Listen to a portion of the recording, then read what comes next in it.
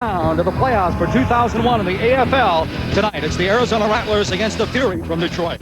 At the controls, once again, for the Arizona Rattlers, the seasoned veteran, 6'4" 240-pound southpaw quarterback Cedric Bonner. There's his numbers 46 times. He's hooked up for touchdown passes, but what he won't have tonight is his favorite target. 23 times he's hooked up with Calvin Schexnayder. Schexnayder's lost for the season because of a knee injury. Hi, everybody. Alongside former Pittsburgh Steeler great Merrill Hodge, I'm Mike Gleason. Great to have you on board in Phoenix as we open up the playoffs in the AFL. You look at Cedric Bonner. If he should win tonight, he'll be 10-4 all-time as a starting quarterback in the postseason.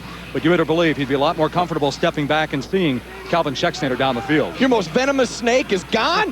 Well, they got enough Rattlers. I think they're going to be able to pick up the load. But the most poisonous snake on this team is super-duper Hunky Cooper. And I think they're going to rely on him heavily tonight. Not for the numbers. You can see the numbers are down from previous years. But what he is, he's your iron rod. He's your emotional energy. He will be the stabilizer, and they will need him. Because there's going to be lows and there's going to be highs, and they're going to need Cooper to stabilize that team, and he is the veteran and leader here. This football team, no doubt, one of the storied franchises in the AFL, but you look at their 8-6 record, Merrill. A lot of people think this isn't the same team. This football team is used to having 10 wins going into the playoffs. Right, so they don't get 10. Then you look at the ages, and they go, this team's lost. I clearly disagree with that. I think they just got bored. They won so many games. I think they get bored in the regular season. They want to get to the playoffs. This team knows, remember, how to play in the playoffs and how to win in the playoffs, and I think you'll see that this afternoon. On the other side of the field, we have an expansion team in the Fury from Detroit. They pushed the envelope as far as making the postseason, but they stepped up big.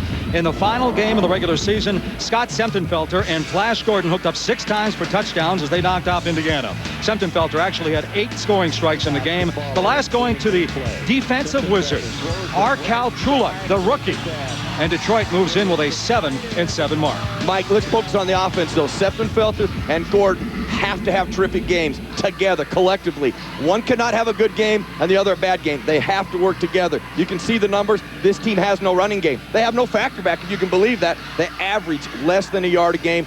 They solely depend on the passing game to win offensively and score points. These two guys have to have a big night. And what about Hodges' keys to the game? Mr. West, it's Ollie Hodges' keys. And let's look at them. First, Detroit. I think they're going to get blitzed. Arizona's going to come after them with no running game. They're going to put pressure on the quarterback. You've got to pick it up. You've got to be able to try to run. You've got to go down the field. And then they got to carry that momentum over from last week. They got to get a quick start, whether it's defensively or offensively. And then Arizona, they've got to get after the bookends, Kenny and Trulak. Screens, draws to slow them down. And then it's going to be a group effort in the passing game to try to offset Schexnayder's loss.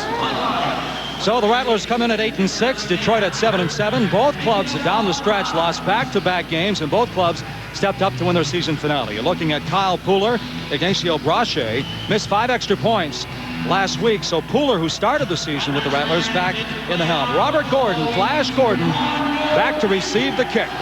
The third leading scorer in the AFL in the 2001 season. And this football game is underway. Good end-over-end kick high off the net. Gordon takes it in the end zone. He's across the 5, and he is wrapped up hard at about the 7-yard line. So at the controls, Scott Semtenfelter. Flash Gordon gets up, walking a little gingerly. The numbers on Semtenfelter, 3,500 yards, 76 touchdowns, but look at the last one there, 21 INTs. That, incidentally, Merrill, the 21 interceptions tie an AFL record. That's one I'm sure he's not very proud of. But you're throwing the football a lot. You have no running game. But honestly, you put your quarterback in a position where they're going to throw a lot and they're going to throw interceptions. So the first play of the game, needless to say, they go to number 84, Flash Gordon. He's up near the first down markers, up at about the 19-yard line. Up front for Detroit, Marvin Thomas has a championship ring for the CFL, a Super Bowl ring from his days with the Denver Broncos, and now looks to add one in the AFL. Flash Gordon is the focal point. Chuck Levy is more than capable of breaking some big plays. Levy putting up solid numbers during his days in the National Football League. So it was good for a first down. Last week, Semtenfelter and Flash Gordon opened up the game with a touchdown, this time with a first down. Ball resting just shy of the 20-yard line. Semtenfelter with the fade, looking for Tommy Boyd. He pulls it in by the boards, and it's a completed ball inside the 10-yard line. Defensively, for Arizona, Joe Birch will bring the most experience up front in his 6th year. His 25 tackles were top among interior linemen. Cecil Doggett, the #1 all-time in tackles for the franchise this year, His 5 picks, also tops on the team. Doggett, not quite 100% yet, but getting stronger each week, according to head coach Danny White. So, the Detroit Fury, the expansion team. 2 quick plays. They're down inside the 10-yard line, down at about the 7. Semptimphelter quickly finds his man at about the 5-yard line, driven back at about the 6.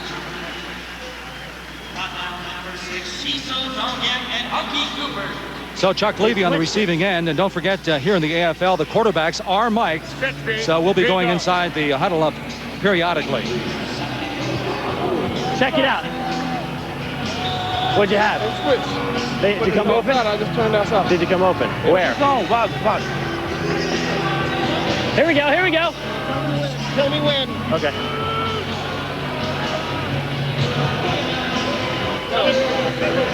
We're going, here we go.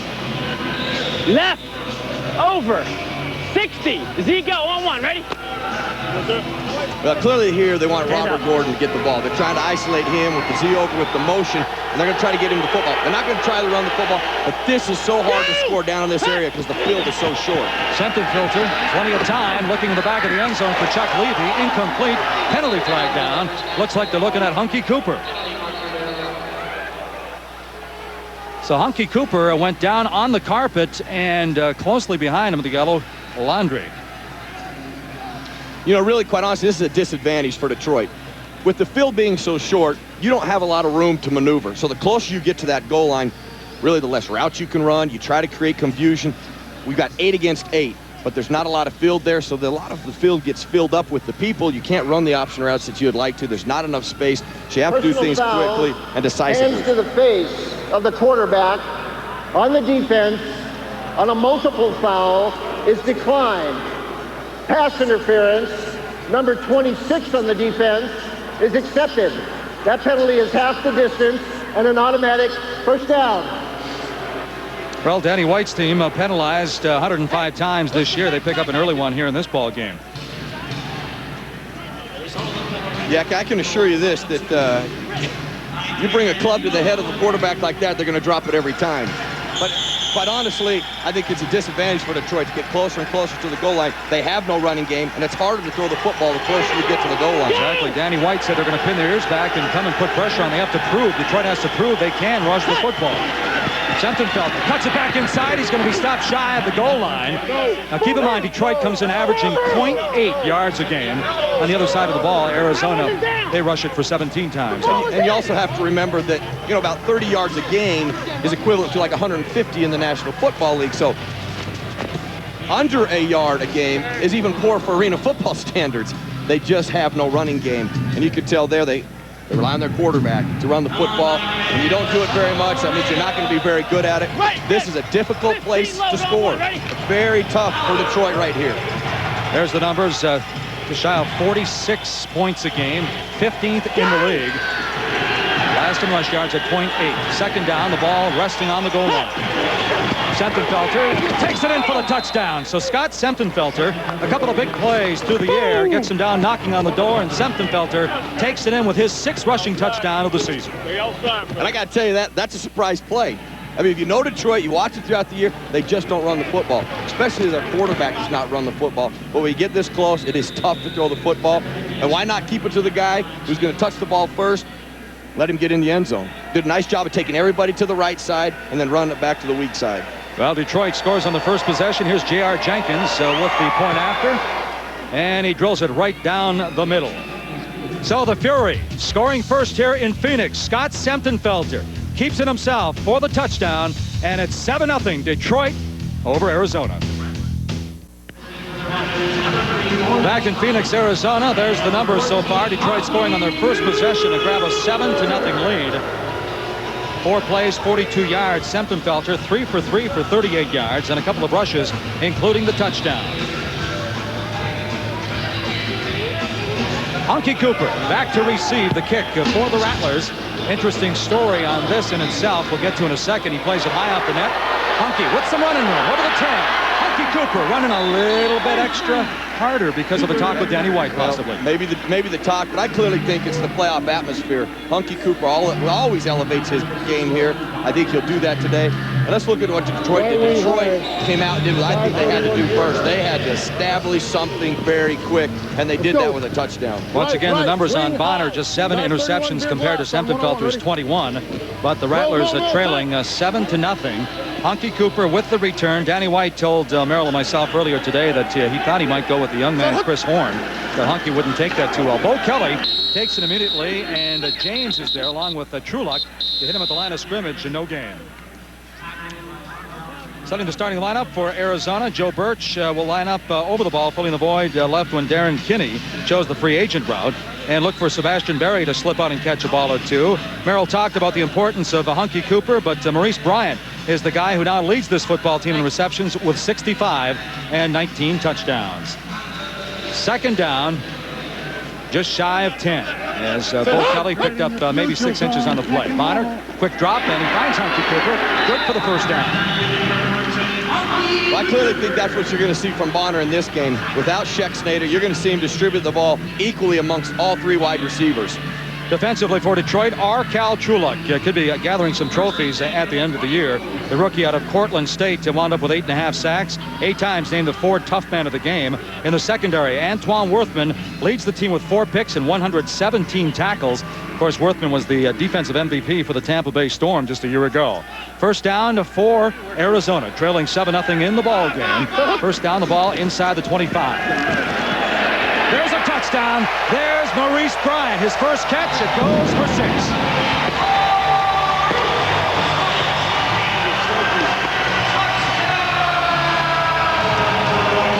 Mike, what they needed from Maurice Bryant is good decision-making and running his routes.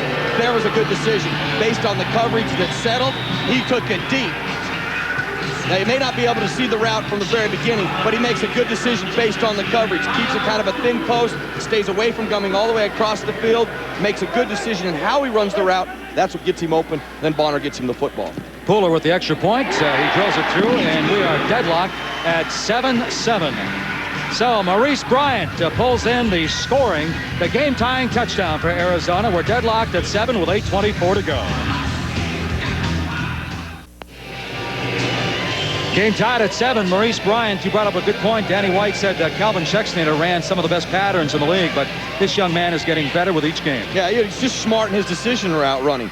You know, you run coverages, you got to read coverages on the run. It's not easy. It's a process. It takes time. And that's the one thing he felt Bryant has gotten better at, but still clearly not as good as Schexnayder. Right there, though, a good decision not to go all the way across the field, keep it down the field, giving Bonner a place to throw the football. And then nice job of holding on to the football because he took a shot. Pooler out of Missouri with the kick. Again, a high end-over-end kick. This time a little bit lower on the net, and Flash Gordon has a hard time fielding the football. He just gets over the goal line and driven back, but he's still on his feet, and he will go down in the end zone, so they'll start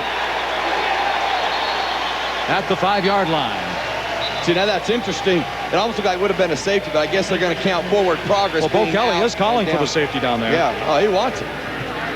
And clearly, I think his argument may be valid. Well, the officials are now, he never went down. Quite honestly, maybe his momentum was stopped, but I don't think enough to say that he would have been down right there. Within the rules, I would think you'd have to give him a safety, but they're putting the ball down. Yeah, they're going to say his momentum was down. They're going to down him there.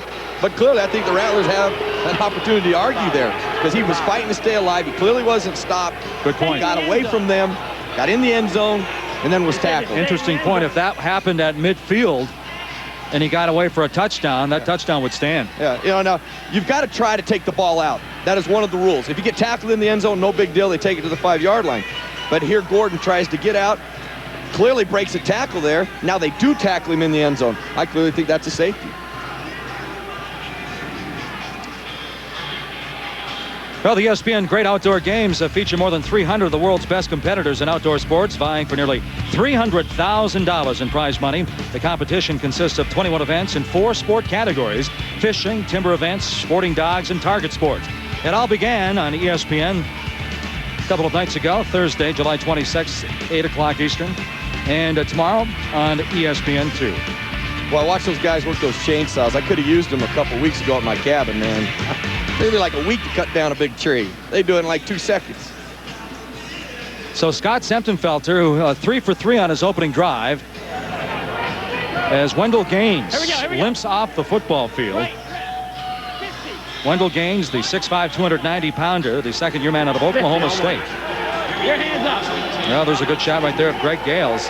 Remember, Danny White said they're going to be coming. They're going to be coming strong until Detroit proves they can run the football. That's Levy in motion at the top of your screen, bottom of your screen now. Semptimphelter goes upstairs. It's Flash Gordon up across the 10. He's going to go down at about the 14-yard line. And there's a fumble on the carpet. Now, whether or not the official said he was down, and that is exactly what they're going to call. And nice by the official to get right in there and eliminate any discussion. It's down. And I can tell you this type of effort will pay off for the Rattlers. You know, effort on both sides. I mean, Gordon doing a nice job of getting as much as he can out of it. And then Arizona coming in and stripping at the ball, hitting players, knocking that football loose. You play the entire game like that, things will start coming your way. You know, that's twice, though, that second effort almost got him into and you got to be careful. You're right, Mike. Gordon's got to be careful. Get it away. Realize when you got it, enough's enough, and get down. But he got the first down. Ball at the 13-yard line. Semptimphelter, plenty of time to throw the rock. And Flash Gordon is inside the 20, down at about the 17-yard line of Arizona. Now, one of the things, Mike, Arizona obviously wants to do is control Gordon, and thus far have not been able to do that. They wanted to put Cecil Doggett on him. They wanted to change some looks up on him, get aggressive with him at the line of scrimmage. Have not been able to do that at this point. But I think Arizona would be satisfied with forcing them to work down the field like this, not giving up any big plays, forcing them just to throw the football, and almost clearly trying to make them run the football if they could at some point. Well, Gordon with 125 catches coming in already has 3 for 43 yards here this evening from Phoenix. That's Gordon at the top of your screen. And that's going to be an offside as Stacey Evans jumped from the left side. I didn't detect any movement. I saw Kenny flinch. Now, did the officials see that flinch? Because Kenny did flinch to draw the offsides. Encroachment on the defense. 5-yard penalty, remains first down. But see, my sharp eyes from some 200 yards away are better than the officials' sharp eyes at 15 yards away. So you tell me who you trust. Your sharp eyes. You've seen too many oncoming linemen and safeties coming at you in your career. I've seen that too. You've thrown the first blow now, remember. Okay. You've thrown the first blow. All right, so now it's a first down and Go! half the distance. 1st and 5 with Gordon in motion. Semptimphelter, there's a penalty flag down, going to the back of the end zone, overshoots his man. Gordon at the back of the end zone, but a lot of finger pointing going on down there, but also a lot of penalty flags. My sharp eyes again are going to rely on holding, and that's clearly what it is. Usually when the quarterback scrambles under distress, 10 yellow flags come in. More than likely the offensive linemen have run out of time and start to grasp their opponent, and it's holding. I mean, you can see right now, Semptimphelter wants to get rid of the football. Pressure comes up. You can see the holding there by Kenny on the outside. 10-yard penalty. And Arizona did a nice job of changing coverage up there, making a man look, jumping to his zone, confused the Fury wide receivers. Nobody was open. But I can say one thing with penalties down here in the red area, You're going to the left, block your 50. when you can move back 5 yards, actually it can be a plus. Now you can go vertical. Now you have more field to work with. Well, Semptimphelter, we mentioned his 21 interceptions, also sacked 27 times. There's a quick one like you talked about at the top. Kenny's got some running room. Kenny's inside the 10, inside the 5, and dropped at about the 4-yard line. Muhammad Oliver coming up and lowering the boom, but a big play for Detroit. Well, you know, this is a nice call because they have no running game, but quite honestly, screens can act like runs. They're very successful, they're very good, they're very complete, but the block that Kenny gets, boy, was terrific. You see, I mean, I was just absolutely destroyed there. I don't know who the Rattler was because he was smothered. So Kelvin Kinney takes it down inside the 5-yard line. Second-year man out of Virginia State. Semptimphelter moves to his left, goes to his right, touchdown. Flash Gordon, he's got it, or did he drop it? He went out of my sight lines, he dropped the football, it's going to fall incomplete. See, I like that, though. Gordon knew he dropped it, but I think he came back and, well, at least I ought to make it. I ought to make an effort. Like, I mean, I had to signal something like I should caught it, see if I can't change the official's mind. Well, sometimes you can influence sure the guys he in can. the striped Now you shirt. see Gordon, he has it, he brings it down, doesn't really have control and loses it. But you got to give him credit. He actually came back and said he caught that. 83 signal on one, ready? Gotta like a guy like that. You never know what official might miss. Sempenfelter was 6 for 6 for 88 yards before that drop football, almost 7 for 7. Second down and goal. Ball at the 3.5-yard line. Sempenfelter doesn't like what he sees. He steps back and calls a timeout. So Scott Sempenfelter, the 5th-year man out of Lehigh, backed up Andy Kelly in Nashville for a couple of years, spent last year with the Avengers out in Los Angeles, and right now tied at 7-7, but knocking on the door here in Phoenix. You know, now this is clearly an area that I think, with a lack of running game, really hurts Detroit. Arena football, you don't run the ball a lot, and, you know, but you want to be efficient. And here's where you can rely on the running game. And without a running game, you really put yourself at a disadvantage because the field is shortened. It limits a lot of the things you can do. You got to kind of flood one side of the field if you can, or isolate one guy, and it's very tough. Now those 8 guys, although spread over 50 yards, is a lot of room to cover. But when you get down in a 7-yard area, 8 guys can fill up the space pretty quickly. You know, the lack of running game you talk about, I'm actually impressed with the protection that Sempenfelter's getting. So I'm either going to throw it to him or throw it to Let's run it. Run signal. Now I heard let's run it, but that could mean let's run a passing play. You going to get him on the slant? Yep. I was talking to Boyd, Listen, be very patient. So wants him to be patient. So this tells me they're going to try to do some kind of a stick move, or they're going to sell something and then get to a fade. We'll see what happens. Okay. Yeah. That's the girl. See, I love the huddle. See, you just kind of walk around, you trying to disguise who you're talking to so the opponent doesn't see it. Here we go. Let's go, K2. Left waggle, 83 signal on one. Ready? No, 83. You got your man. You got your man. Hand up. Hand up. Well, the Rattlers said that Sempenfelter would have to bring his A game here this evening, and so far he's performed well. Second down. Sempenfelter looking, and finding his man, but Tommy Boyd dropped it. Boyd is screaming for pass interference against Muhammad Oliver, but the official didn't see it that way. Well, you know, Muhammad Oliver does a nice job. You can still jam within a certain area.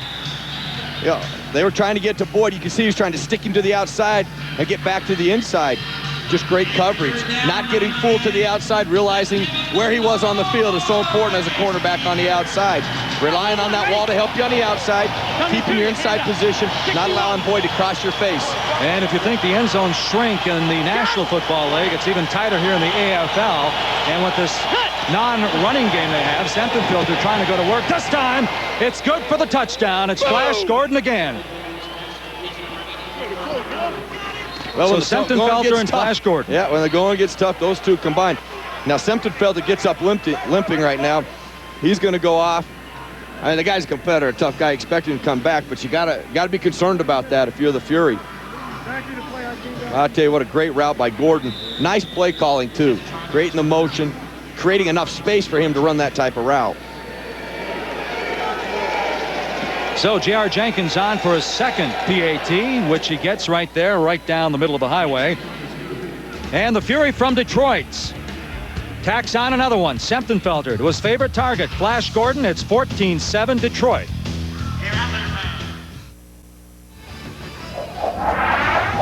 Arena football on ESPN is brought to you by Ford. The best-selling trucks are built Ford tough.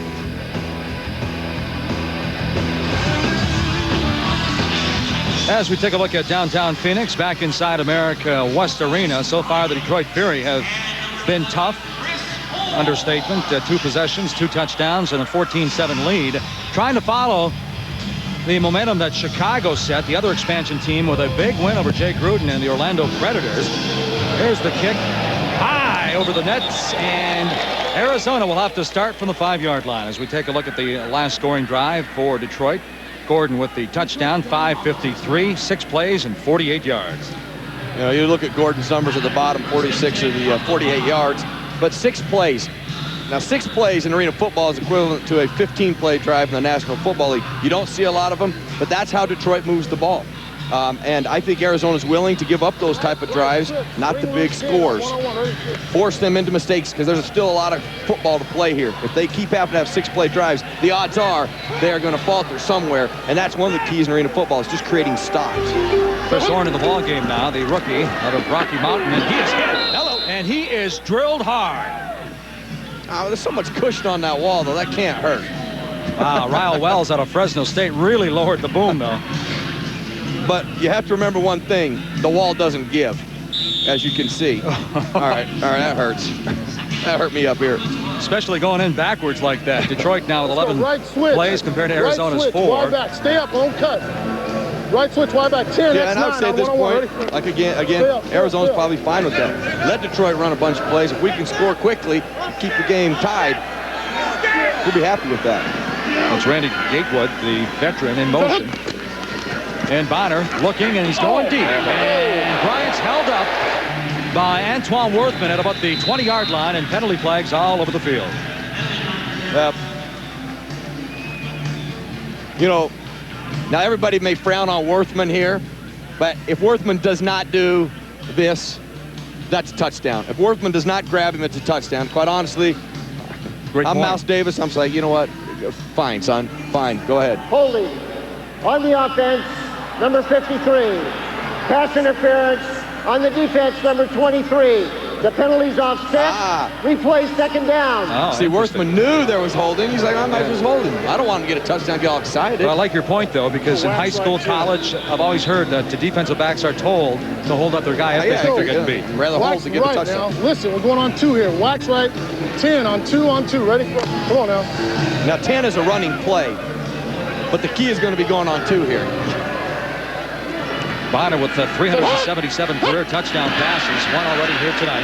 Penalty flags down. He's going for broke. The home run ball. It's Bryant, and he is held up in the end zone.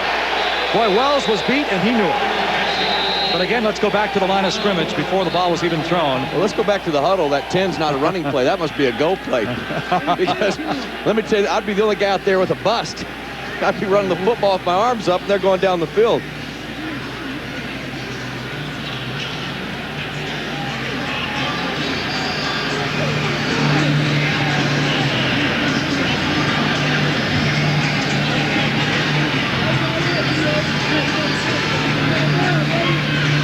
Bill Lathan, the referee tonight. Tony Payne, the umpire. Tim Pedroza, the headlinesman. David Meslow, the line judge. And Dwayne Gandy, the back judge here tonight.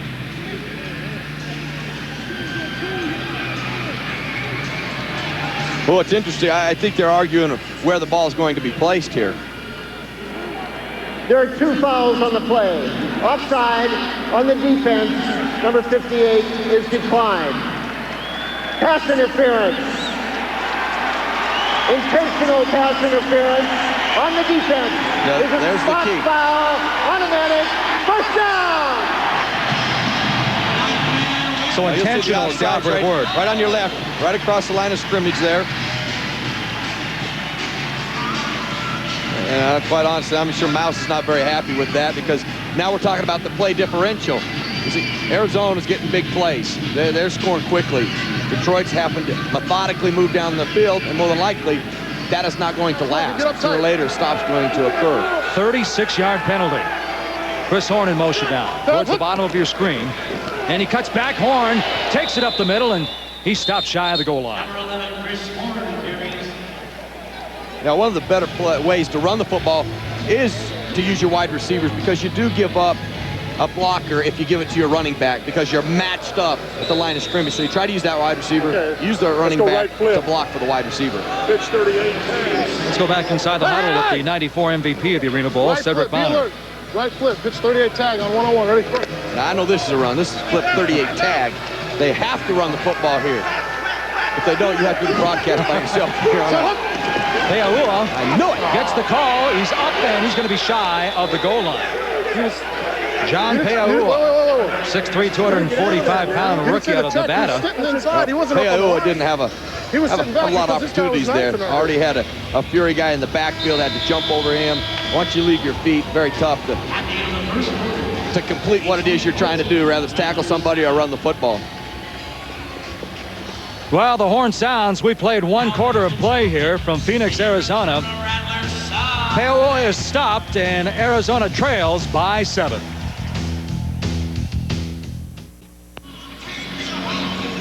Back in Phoenix, 14-7, but Arizona threatening for their second touchdown. The ball inside the 1-yard line. Scott making the last one. Look at this, Merrill.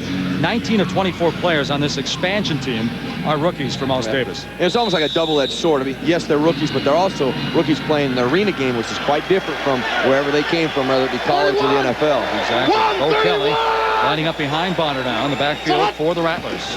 Kelly gets the call. He's hit, and he bounces off the would-be tackler and takes it in for the touchdown.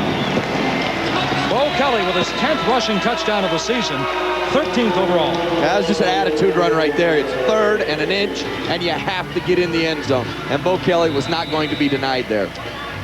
I mean, you can see right here, gets hit in the backfield. Won't have any of that, and I won't have any of that.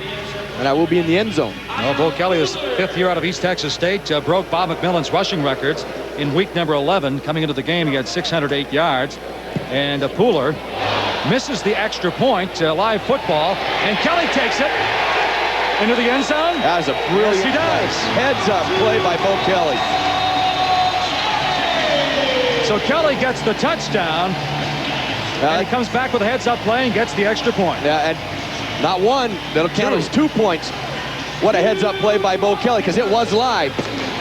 Detroit could have taken it the other way, and so could Arizona, getting the football as Bo Kelly did to get 2 points. And what a major mistake, because that 1 point could have haunted Arizona throughout this whole game. Boy, not sitting around, not standing around, getting after the football. And now on the other side of the spectrum, it may haunt Detroit. Right, you know, clearly you're right. Absolutely, Mike. You know, the way this game is played, so many points are scored, and very few mistakes can happen. If you give up 1 point here or there, it can cost you. Well, tomorrow at 1 o'clock Eastern, the Indiana Firebirds host the Carolina Cobras as Arena football playoffs continue on ESPN2. Don't miss any of the 50-yard indoor war as the road to Arena Bowl 15 continues. For more information, log on to ESPN.com. Now, if Indiana should win that game, Indiana will head down to Tampa. We'll be down in Tampa Bay next Sunday. Yeah, I got the scenario here, but even if I read it, I wouldn't understand it, so I was going to let you do all that. And keep in mind, New York, with Aaron Garcia throwing for over 100 touchdowns, they lost to Toronto last night. Orlando lost to Chicago, and Pooler with the kick. And this one's going to be tough to play. Very tough to play. Live football, and again, it's live. Ricky Parker almost had it inside the 5-yard line, but it looks like Detroit recovered. Boy, Ricky Parker makes a big mistake there. I think he felt somebody else on his team was with him. He went to make the block to free up his buddy to get the ball. Clearly, there was nobody else with him. He should have just went for the football. Merrill, that's one thing that may be understated as far as adding to the excitement of this football game, Yes. those nets. Yeah, it's one of the exciting parts of the game. You're right, how that ball comes off, because really nobody knows, nobody can practice it, because it is just so odd how it will come off. Now you can see right here, he goes to make the block, you know, twice, and I think he feels somebody else is with him when clearly he just should have went for the football. Randy Gatewood is right behind him. Semptimphelter now out of his own end zone, looking down and looking for his man. Ooh, Chuck Winters out of Michigan hits the boards and hits him hard. Boy, I'll tell you, Cecil Doggett loving every second of that one, but you know what? Semptimphelter kind of hung him out to dry with the pass. Yeah, well, you know, Arizona did another nice job there of disguising their coverage, getting to something that forces Semptimphelter to hold the football a little longer and come to his underneath wide receiver.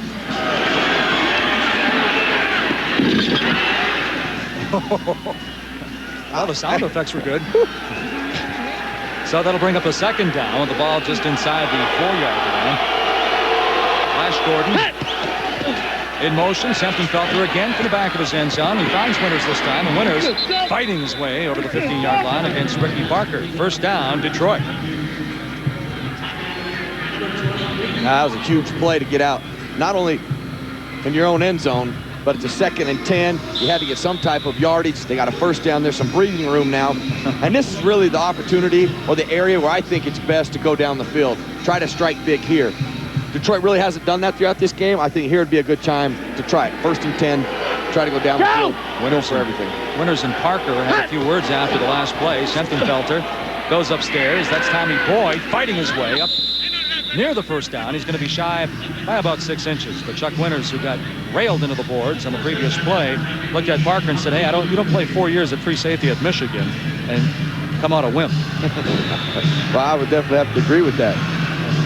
They play the teams like the Ohio Buckeyes that you're very familiar with.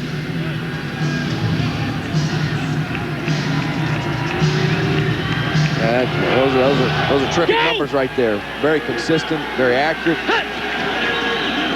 Semptimphelter looks left, throws right, and that's Flash Gordon inside the 20. Another first down for the Fury. So Mouse Davis, the father of the run and shoot offense, talking things over with his quarterback now. Left. Waggle. 80 signal. And now waggle. Some terminology, that means they'll move waggle, the quarterback. 80 signal on one. Ready? Give me a The phone. waggle is they'll move the quarterback, try to get him out of the pocket. Sit down. Go! Semptimphelter in his second year as a starter, playing very well here tonight in Phoenix. Double pump, it's Boyd inside the 10, and he's dragged down by Randy Gatewood, the veteran out of UNLV. Mouse Davis, he's been around the world of football, of course. Look at this, the NFL, World League of American Football, offensive coordinator for the Lions, USFL, CFL, and of course college at Portland State. You know, he's always brought a winning attitude too. You know, this style of offense didn't win championships in the National Football League because it lacked really a running game. And it was effective 20-20, but it is the perfect offense for arena football. It is, I mean, the perfect offense. Lots of pressure this time, and it's dumped off to the rookie. Chuluk with the touchdown. His second touchdown in 2 weeks for the guy with 8.5 sacks on the other side of the ball. And quite honestly, this is a play Arizona had to know was going to come. They have no running game. It's tough to throw the ball down the field right here. The screen play really is their running game. It's what they scored with in Indiana, and Arizona looked like they were caught off guard. You know, Merrill, we talked about Arcal Chuluk, the rookie out of Portland State. You look at his build, I would think that someone's going to give him a look in the National Football League someday as maybe an outside linebacker or something. You know, Mike, you could tell, very athletic. I mean, to rush the quarterback, to catch the football and be nimble like that, and very athletic, you know. You do a lot with a guy like that. Arcal Chuluk got the game winner against Indiana to close out the season. Here he gets the go-ahead here in Phoenix. Right now it's 21-15 here in the second from Phoenix, Arizona.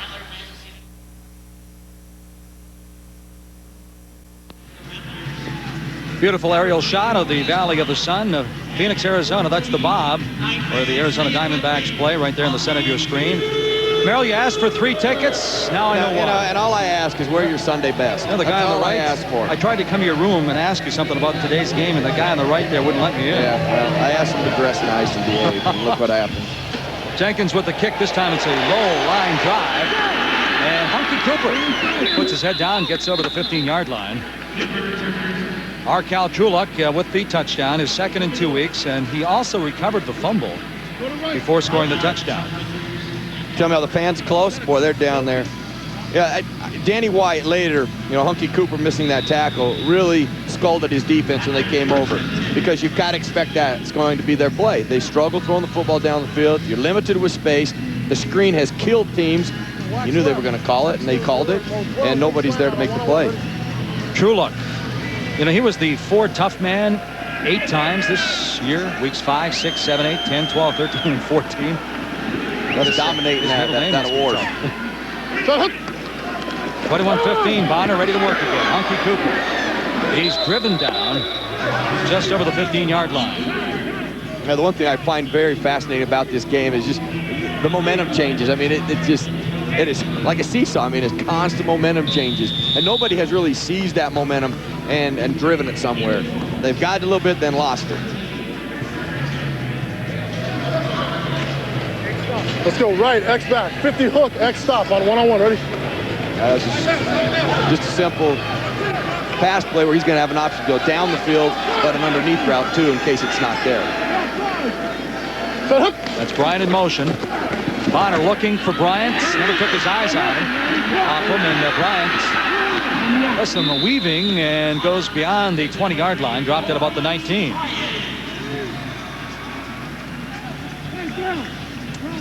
You know, again here, Bryant makes a nice decision. The coverage is deep. Instead of going down, he's got the option to sit it down. Bonner's on the same page. Nice completion. Big chunks of yards there.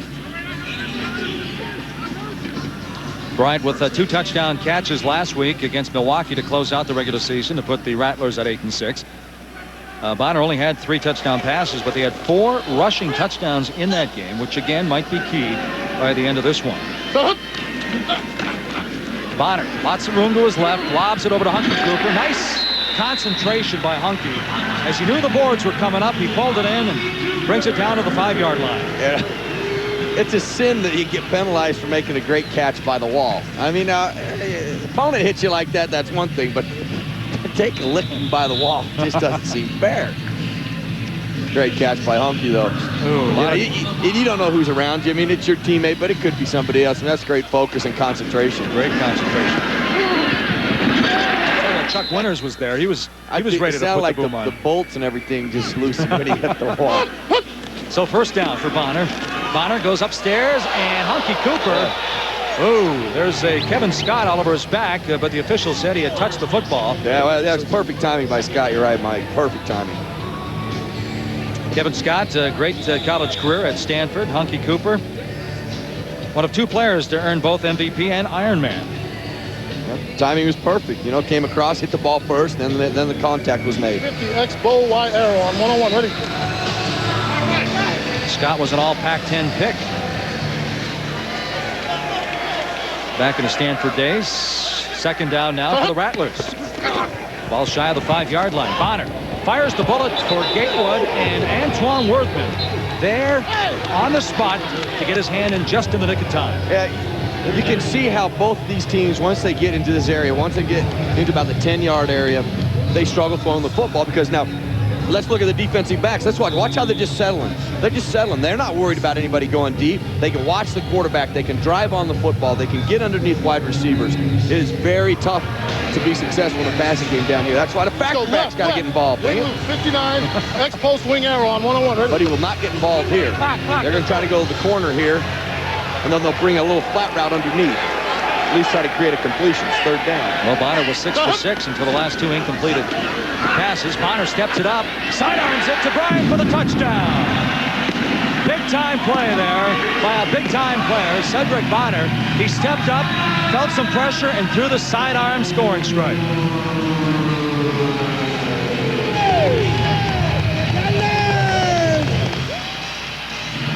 You know, what they try to do is create picks, create confusion. He gets the pick, he gets some bodies on the ground, he's able to get separation, and then we got to give credit to Bonner first. He allows the play to stay alive by moving a little bit, moving to his left, which was the advantage since being a left-handed quarterback.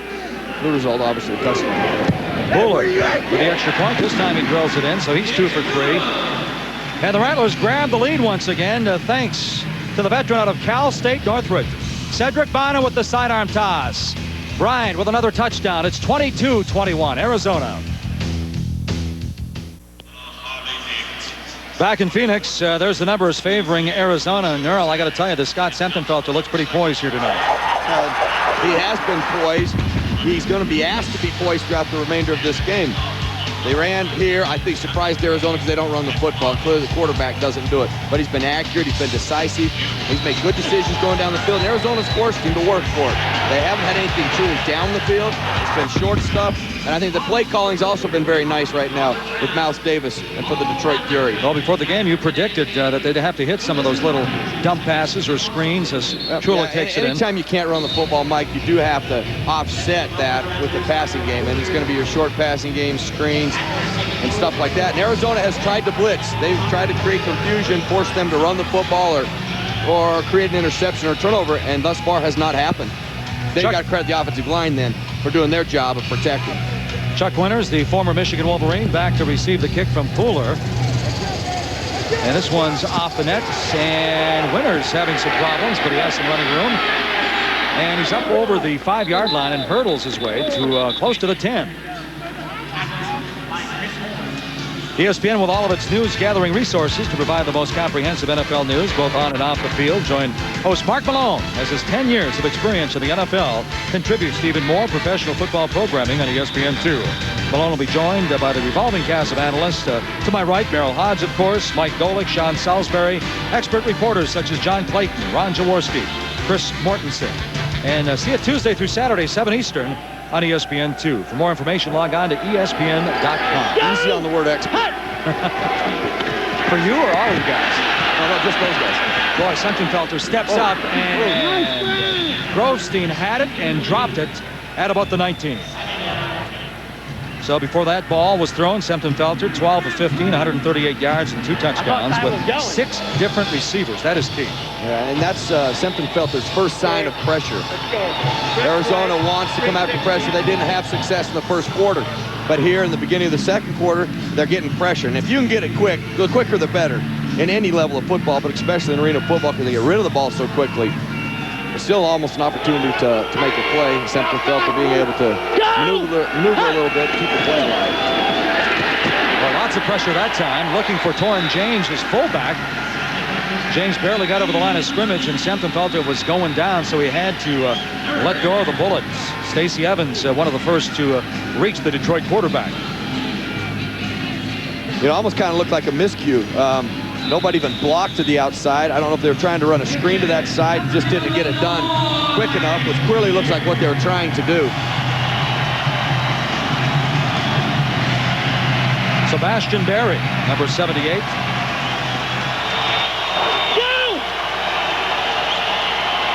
Berry with time with the Packers, Cardinals, Eagles, and Chargers. Here they come again. Sentenfelter steps up and threw it inside shoulder of Flash Gordon. Ricky Parker on the coverage. Gordon really didn't have a prayer to catch that football. And we got a flag too. You know, where it's thrown, you think holding immediately, but I really, as I look at the Rattlers, I don't see anybody too excited. So He's trying to see. Well, it's because it's a holding. Well, the Rattlers should be a little bit excited, at least. Holding on the offense, number 73. That penalty is declined, brings up 4th down. You know, now you have to talk about the game and the strategy. This is what you want defensively. Now, Detroit could opt to kick a field goal, which they'll attempt from here, and to score points will be a plus for Detroit. But in a sense, this is a victory for Arizona to create a stop and force a kick from this distance. With the poles so close together, difficult to make this kick. 59-yard attempt for Jenkins. And here's the kick. And he hits the bar and it goes over. He's got it. So, boy, J.R. Jenkins. And you can tell by his emotions and reaction, that's a tough kick. What a super kick to hit that. So the kick is good by Jenkins, who has put it over the net already on one kickoff. And it's 24-22 Detroit.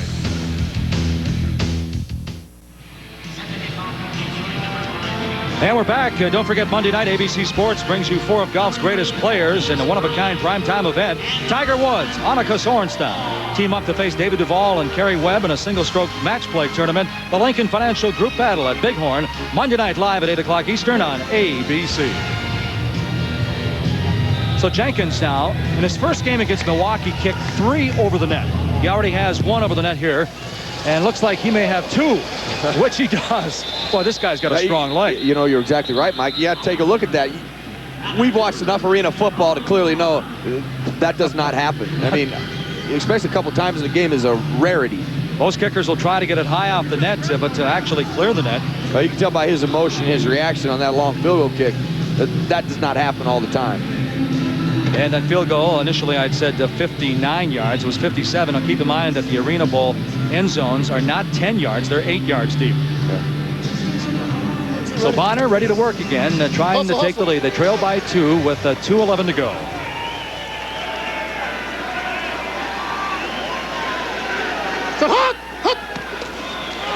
Penalty flag down to the line of scrimmage. Bonner going upstairs. He has his man. Muhammad Oliver almost dropped it. Good concentration as he stumbles inside the 5. He says, doggone it, I could have had a touchdown, but let's go back and see what the penalty flags are dropped back at the line of scrimmage. Let's go. Well, everybody's moving down, so that clearly says Offside against. on the defense. There it is. Penalty is declined. First down. So Oliver doesn't get his touchdown, but they get the first down.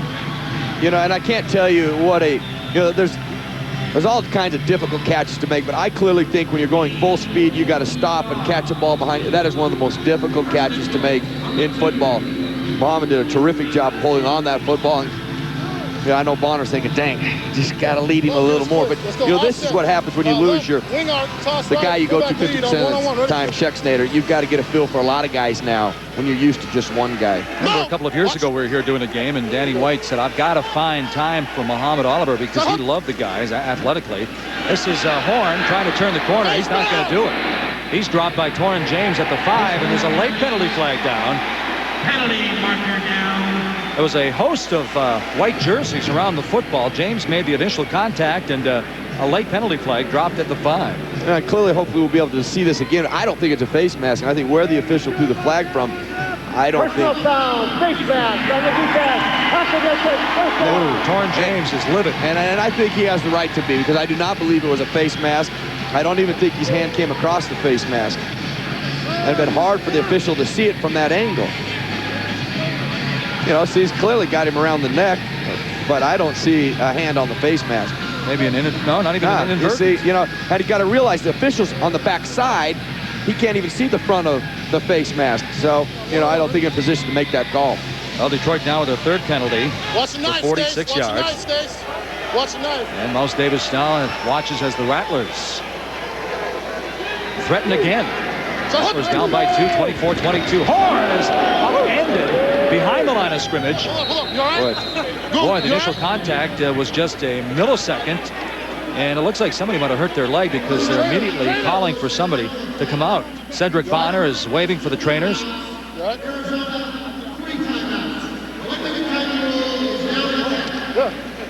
Where'd he come from? Huh? There's Benny Goods, number 40. Boy, look, he gets across. He hit his head right on the thigh board. Watch his head. Watch his head. I take that back. It looked like just got his arm stuck out there. No, he did. Right on these. He hit him right on his. Great explosion down in the head. trenches, though, by Goods. That's a rookie out of bad Alcorn position to be in. So the official timeout. Goods comes out of the ball game, and Colin Gretschek, the rookie out of Western Michigan, started 35 straight games for the Broncos. Broncos, one of the stronger teams in the MAC last year, and Benny Goods comes out, and the ball goes back to the 3-yard line. Checking his vision. Yeah, I'm good. I'm all right. Got one eye working. Notice if we got to do it right now. Horn remains in the backfield, and he gets the call, cuts it up, and momentum takes him in for the touchdown. Chris Horn, the 5'11", 200-pound rookie out of Rocky Mountain. That's his 13th touchdown this year. Now I can sit there and talk about the great run and the determination to get in the end zone. That was clearly all momentum by your offensive line. They took the defensive line and all the defensive opponents and pushed them into the end zone. No doubt that was a great push by the offensive front by the Rattlers as they regain the lead by 4. And Pooler, the math teacher right here in Phoenix, back on the field. He drills it through and pushes the lead to 5. With less than a minute to go, Chris Horn, the rookie out of Rocky Mountain, gives Arizona the lead once again. It's 29-24 Rattlers. Back in Phoenix, America West Arena, alongside Merrill Hodge, I'm Mike Gleason. 55 seconds to go. Here's the go-ahead for the Rattlers again. Mike, the simplicity of the game is you like to control the line of scrimmage. This is controlling the line of scrimmage. When you take the opponent, you push him backwards, and all your running back, or wide receiver in this case, has to do is jump in your back pocket and get in the end zone. Earlier today, Danny White describing number 11 there, Chris Horn, as the Hunky Cooper of 8 years ago. Maybe a passing of the torch. Yeah, Hunky Cooper, one of the great players in this league, but... actually, it's a credit to Hunky Cooper, and it's an honor to be even mentioned in the same breath with Chris Horn, because I think anytime somebody's done it for a period of years like Hunky has, you mention a guy who's yet to do it, boy, it's a lot of expectations. Well, Fuller puts it over the crossbar, and Flash Gordon is upended. Again, a penalty flag. Pua'au makes the initial contact, along with Muhammad Oliver. Penalty flag down. The ball resting at the 4. No, this clearly could be. You can't block below the waist when you return the ball, but you can't go below the waist either and take people out on the kickoff coverage team, which may have happened in this case. Kick catch interference on the kicking team, number 11. That penalty is 5 yards from the 5-yard line. First down. Or you cannot cross the 5-yard line until the ball is caught, and that clearly happened right there.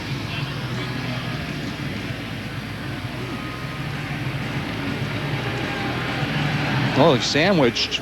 Flash Gordon sandwich. Yeah, he did. He actually missed the sandwich. He looked like he was the lettuce over the top. So that looked more dramatic than it really was. Well, Semptimphelter to Boyd now across the 20, just shy of the 25.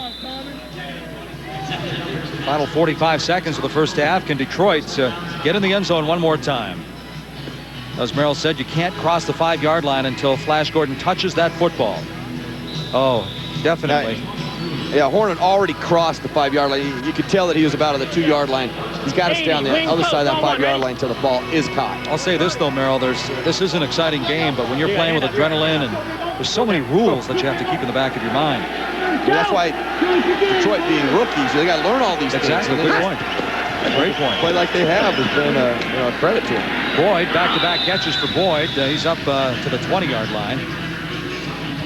You're right. You go to the NFL on kickoff coverage. I mean, you want to get down in the end zone before the guy touches the football. You want to tackle him, so it's a little bit of adjusting to learn to control yourself at certain areas of the field. I remember a couple of years ago talking with Steve Pappin, I think, of San Jose. Says when you're returning a kick and it's high off the net, you got to trust your teammates because you can't see those guys barreling down on you. This game's all about trust. It's like war. You know who you're going to dig your foxhole with. You better trust and believe in. Prior to the snap, false start. Number 88 on the offense. 5-yard penalty remains second down. So that'll push Detroit back. Mouse Davis, one-time offensive coordinator for the Lions.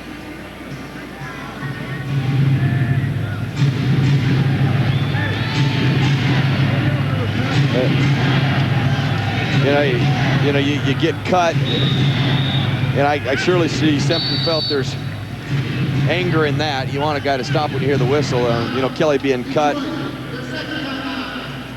And I don't know that the momentum could have been stopped. I don't think so either. Semptimphelter, though, when you get a leg rolled up on like that on a dead ball, that's how people get seriously hurt. And, there's no reason for that. I think Bo Kelly, though, he was chopped at the line of scrimmage. And I think you're right the first time. The momentum couldn't have been stopped as he rolled into his ankle. Well, don't forget, next Saturday at 3 o'clock, the arena football action continues on ESPN 2. Don't miss any of the 50-yard indoor war as the Road to Arena Bowl 15 continues Saturday and Sunday. 3 o'clock Saturday on ESPN 2, then Sunday afternoon on ESPN 1:30. For more information, log on to ESPN.com. As the Road to Arena Bowl 15. Yeah. Everything's on one. Here we go. He's like, let's forget that 2 stuff. You guys didn't get 2 stuff right. Let's go 1. Load. 50. 50. Divide special on 1. Ready? Well, we know this is a pass. Exactly what pass to 50. Go! Semptimphelter trailing by 5. He has 19 seconds to get it in the end zone. Good protection this time. Leaves his pocket. He's flush to the right. Goes upstairs. It's almost picked off by Oliver. Looking for Boyd. Boyd was caught up at about the 10-yard line with some traffic.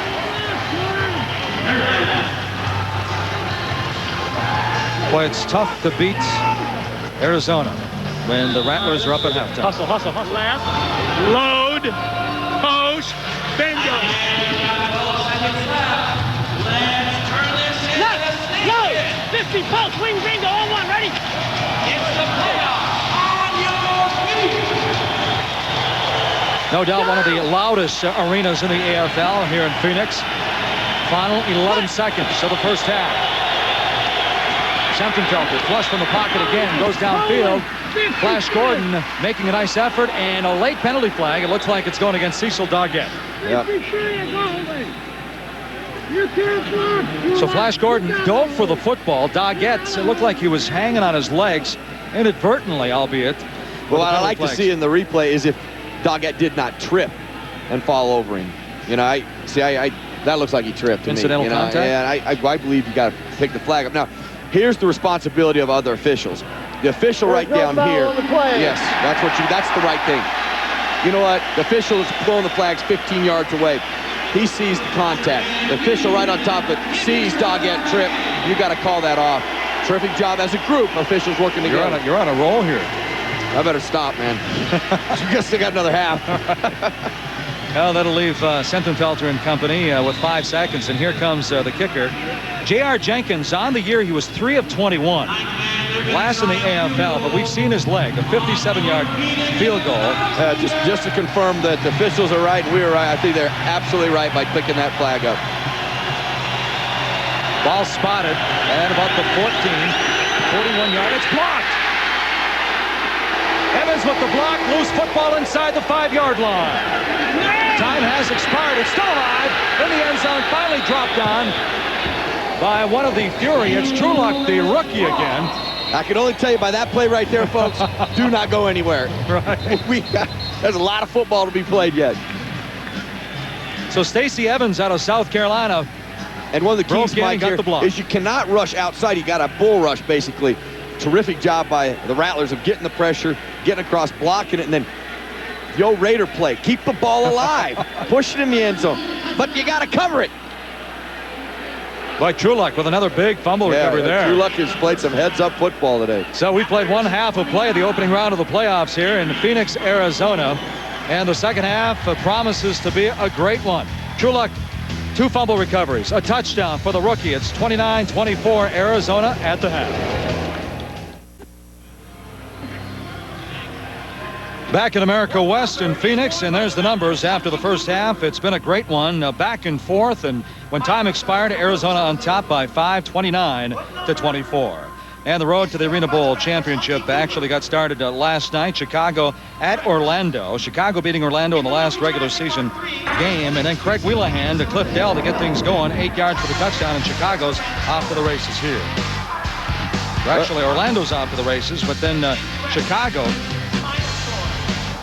comes back. Chicago upsetting Orlando in the last game of the regular season. How about Jay Gruden? They've been a fixture in the postseason. You know, surprised about that. You know, Jay Gruden usually has, I mean, his team's ready to play, especially in the playoffs.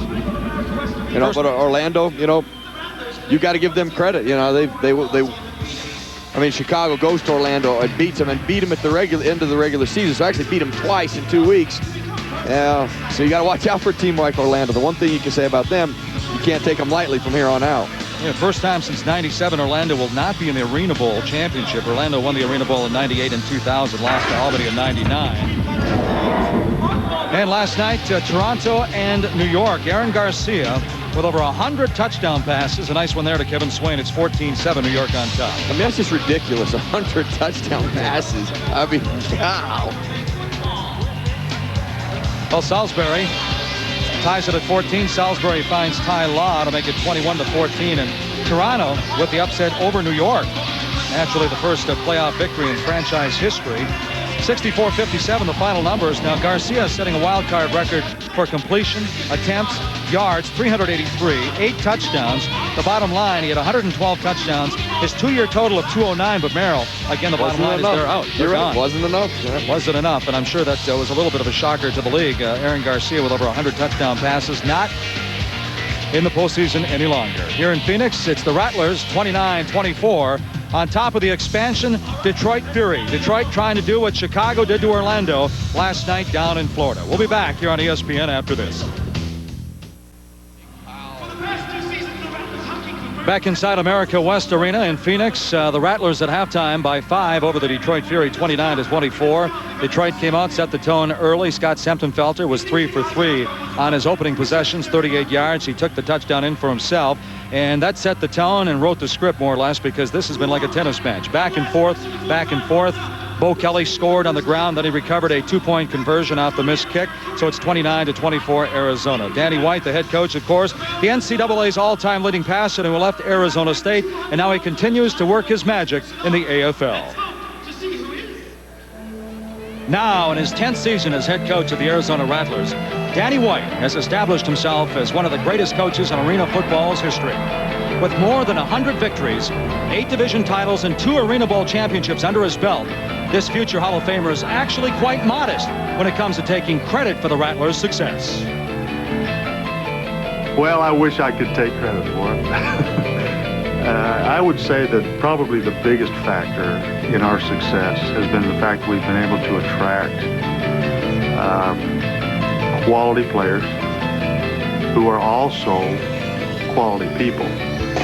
Players like 2-time Ironman Hunky Cooper, quarterback Cedric Bonner, wide receiver defensive back Randy Gatewood, and defensive specialist Cecil Doggett. Players who stay in Phoenix to play for Coach White. We've got 7 or 8 guys that have been with us year in and year out, and I think, frankly, that's something that a lot of teams in professional sports have gotten away from for one reason or another. So why is it these players stick around? Is it possible they stay and play for their coach because of a mutual admiration due to history shared? Or could it be because he's a proven winner, expecting nothing less than the best, no matter the circumstances? He's a great motivator, but he uses few words to do it. Very strict, very stern, big on discipline and character. He's just very, very aggressive. So, I mean, that's probably the word I'd use to describe his coaching style. Is it that same aggressive attitude that enabled White to achieve greatness as quarterback of the Dallas Cowboys back in the 70s and 80s? Although some would argue that he has actually become a bit mellow since his playing days. I think off the field, he's a little more quiet, more family oriented. I think on the field, he still has that burning desire to compete. And, I think he still thinks he's playing for the Cowboys or something, but he's still got that fiery edge to him. Despite his fiery attitude and serious demeanor, perhaps what makes Danny White such a great coach is the great rapport he has with his players and the respect they have for one another. He's a great coach, and it just shows you he's a guy that you respect, and he gives you the mutual respect regardless of what goes on. Well, Danny White, in spite of the 8-6 record, told us earlier today that he's really excited to get the postseason underway because his team has been playing better and better. And right now, they're on top of Detroit by 5 at halftime. It's 29-24. Halftime continues from Phoenix right after this. Well, there's the Fangs, and the Rattlers on top by 5, 29-24 at halftime, but there's still 1 half to go, and it should be a dandy. Alongside Merrill Hodge, I'm Mike Gleason, and welcome back to Phoenix. And you look at the Rattlers playing like an experienced club. You look at Detroit, they're certainly not backing down. Yeah, but you know what? They've avoided some landmines out there. I think they've made turnover-wise, they've covered some fumbles, they've let some things go. So I think they've kept themselves in the game and been very fortunate at this point. They've been able to go down the field methodically, where Arizona's been able to hit a lot of big plays. 29-24, this game has had it all. Some great offensive plays as well as defensive plays. Let's take a look at the first half highlights. And Scott Semptenfelter got things rolling, 3 for 3 passing, and then he took it in himself for the touchdown. Clearly took Arizona off guard there. They don't run the football, but clearly the quarterback doesn't run it. Bonner comes right back with Maurice Bryant. Yeah, that's the one thing Arizona's done. They have struck quickly, whereas here, Detroit has methodically moved it down. It's been Gordon most of the time. And here, Arizona, Bo Kelly running the football. And I ultimately think it's going to be the difference in this game, the team that can run the football. You called this before the game, a little dump pass to Trulick. That was a go-ahead score, but then Bonner comes right back with a sidearm toss to Bryant.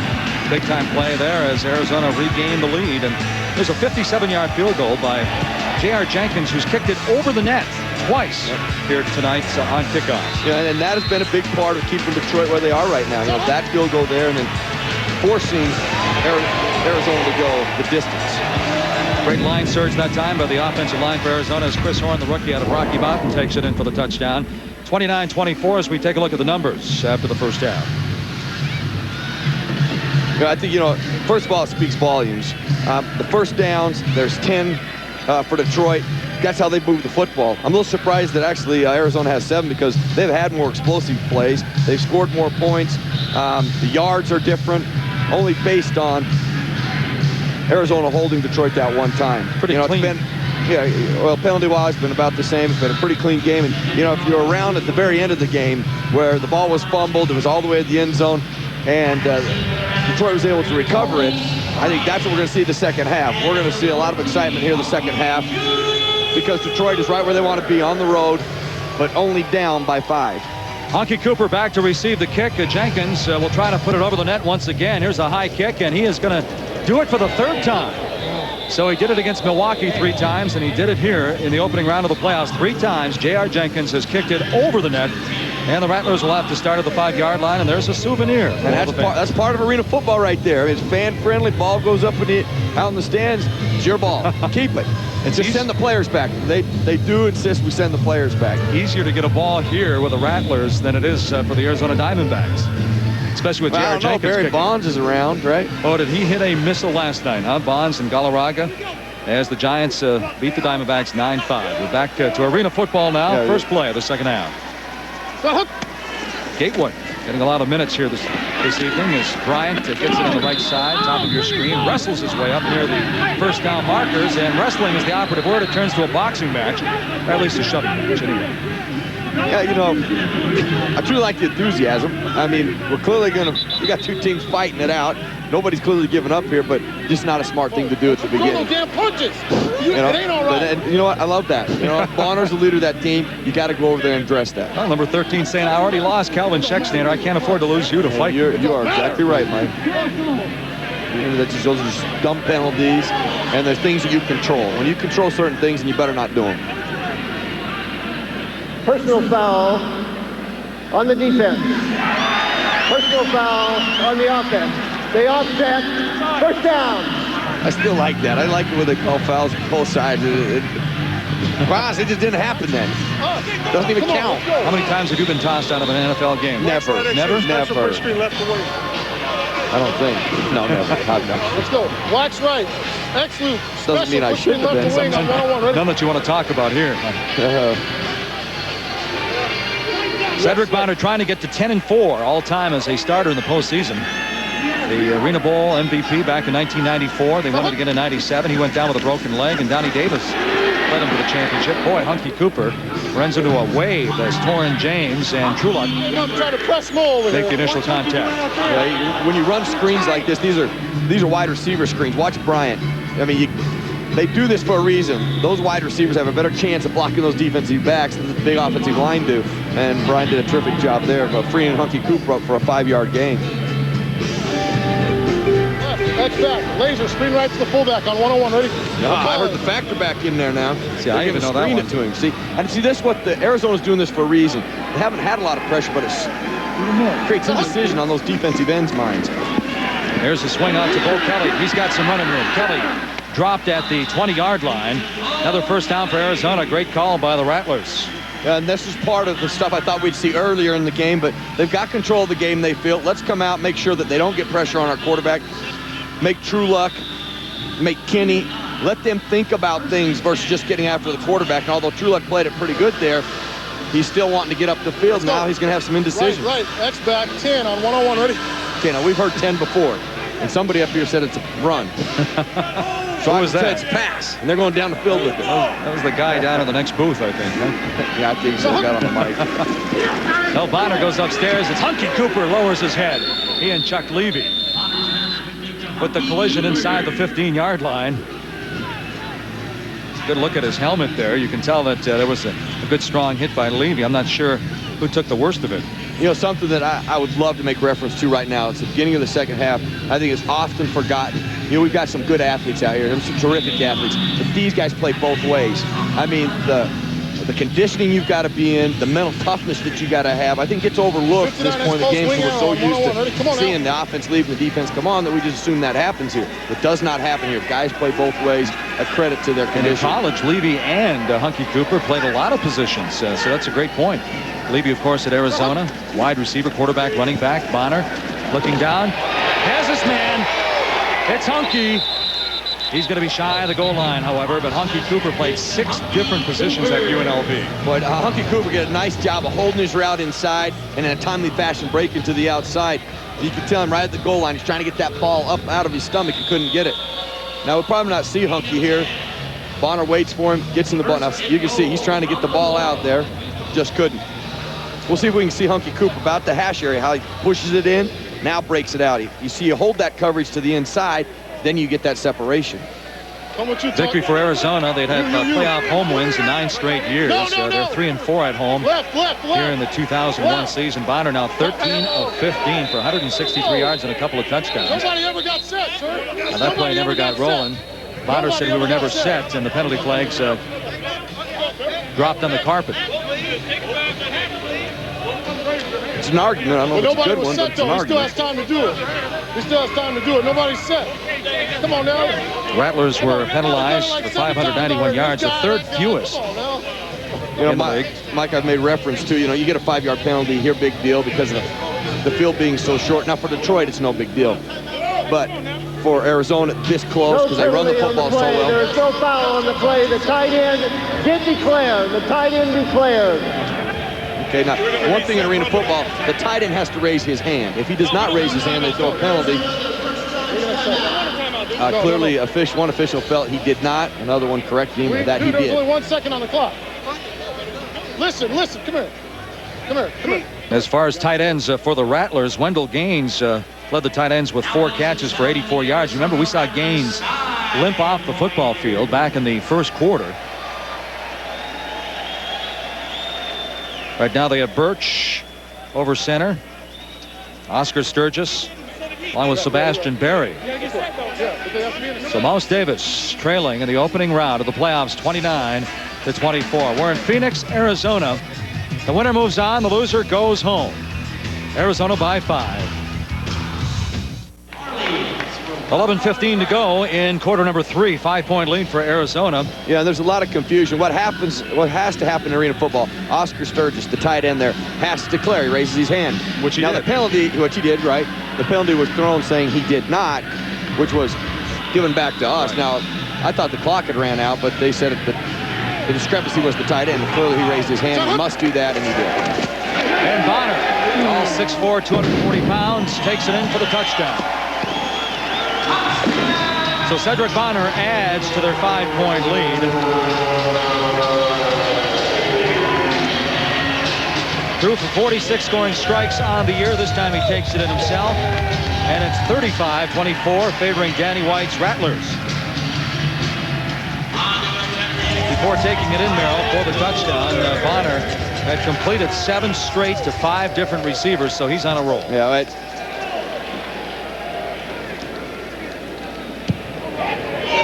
Kyle Pooler, 2-time All-Big 8 from Missouri, drills it through. 36-24, Rattlers on a roll. 36-24, Arizona on top now with 10:35 to go in quarter number 3. Last week, 4 rushing touchdowns against Milwaukee, and so far tonight, 3 different rushing touchdowns.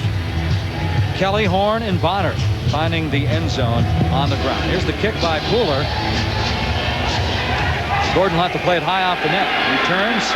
Not a whole lot of running room, but he weaves his way through traffic, shy of the 10-yard line, but again, a penalty flag dropped on the field. Yeah, Bo Kelly got clipped. It's going to go against Detroit.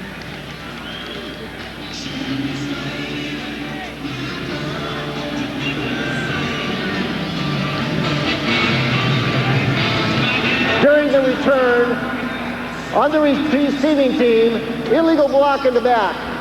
Half the distance, first down. You'll see number 2, Bo Kelly, coming down. And then right there, boom.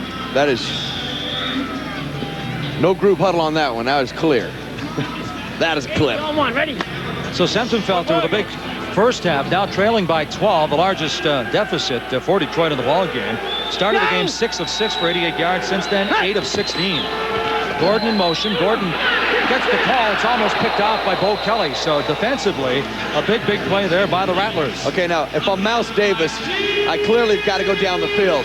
Everything has been short. Everything's been the intermediate range. Now you've got Arizona sitting on a lot of stuff. They're going to sit there, and you got to challenge them. You got to go down the field because you got to back them up. You can't allow them to do that. And joining us in the booth right now, C. David Baker, the commissioner of the AFL. We're getting to the commish right after this play as the Fury, the expansion Fury, facing a second down now on the ball at the 4-yard line. Gordon motion at the bottom of your screen. Sentenfelter goes to the left, and he finds his man. It's Tommy Boyd up near the 15-yard line. Well, Commissioner, good to see you again. Hey, Mike, it's good to see you and Merrill back in arena football. Yeah, it's good to see you, my friend. Back here Arena's doing well. You've done a terrific job. What a great year. We don't call it the All Fun League for nothing, huh? It is the All Fun League. You know, we got 2 expansion teams in Detroit and Chicago who made the playoffs. Next year, we've got Dallas and New Orleans. So it's exciting. A lot of great things are happening. How about Chicago's big win over Orlando? Yeah, it's incredible. I mean, anything can happen in arena football, and I think that proved it. Well, right now, Scott Sentenfelter facing a 3rd down and about a yard to go, shy of the 15. They trail by 12.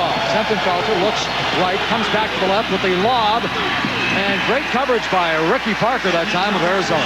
You know, now, Mike, this is a product of not being able to run the football, one, and you've played, your passing game has been intermediate. They're sitting on things. You haven't challenged them down the field. And clearly, I think right here, you've got to go down the field. You've got to start stretching people. Everybody's sitting there. They're expecting the short passing game. And quite honestly, they're getting it. That's why they're able to defend it.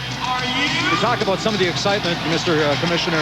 How about Aaron Garcia? Albeit they lost last night, but over 100 touchdown passes. That's phenomenal. Well, it was interesting. I was afraid it was going to be Indiana and New York. And if that was the case, we may have a 200-point arena bowl. Here we go, 4th down now for the Fury. 53% this year. They've converted, and they do it that time. It's Flash Gordon up against the boards, and he's up near the midfield. Big play there. I mean, that's...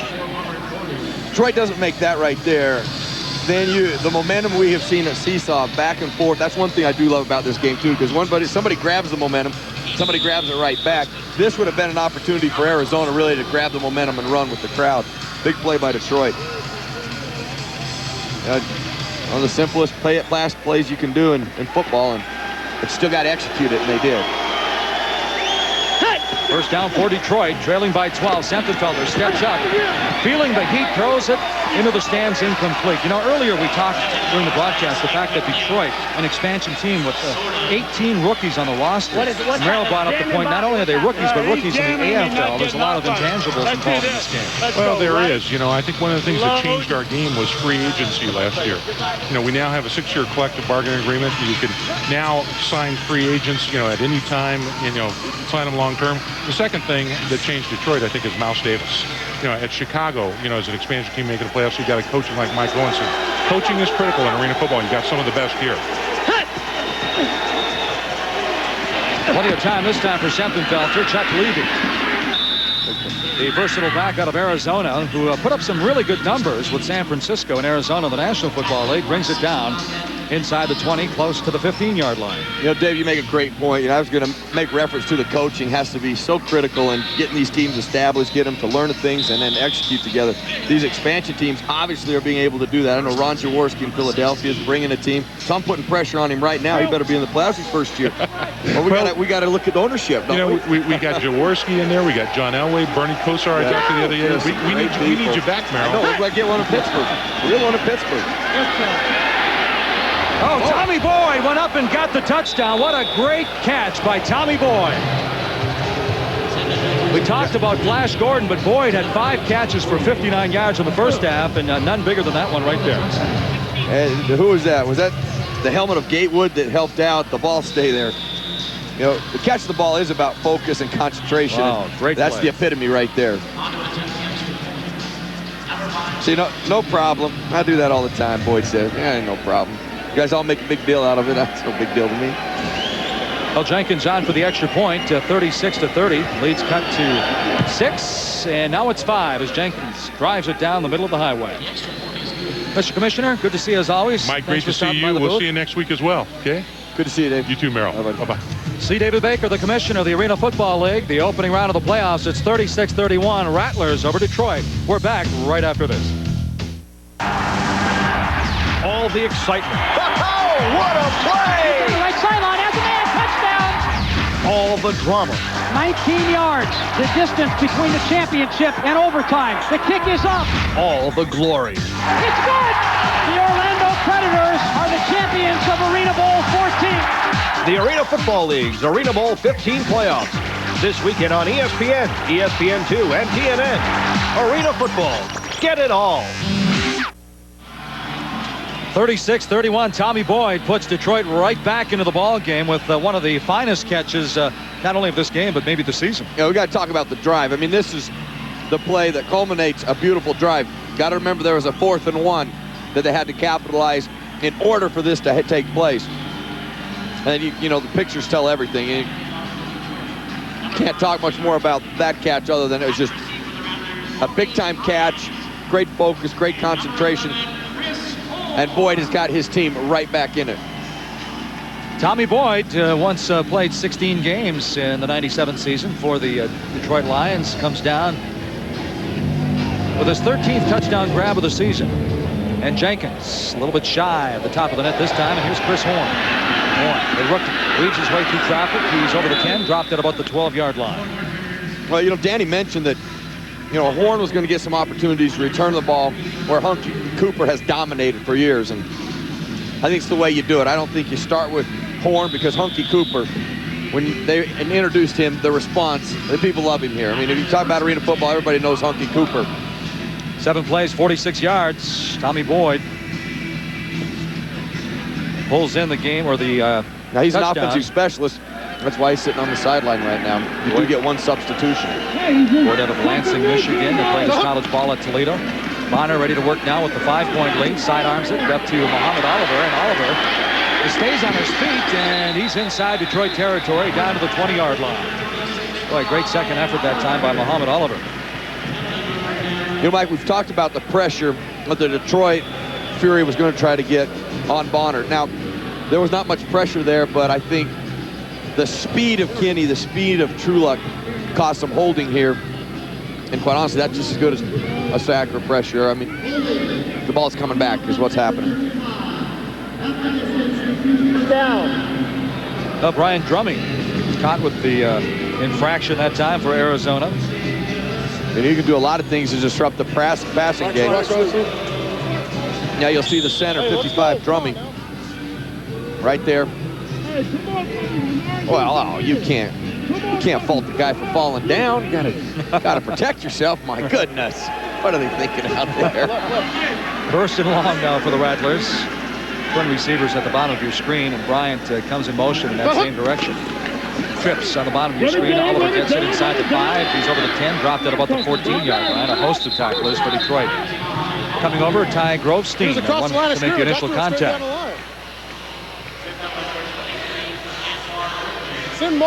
Bonner 8 completions in a row now for Arizona. Grovestein, a pretty good quarterback in his own right, playing over in Germany last year. You know, Mike, I think Danny White has done a nice job of his play calling. You know, that's a first down play like 1st and 20. Nice, you know, screen play safe. You're not going to allow pressure on your quarterback, and you got a nice game. 53 X stop on 1-on-1. Ready? No, Mo, no, regular. You, normal, Mo.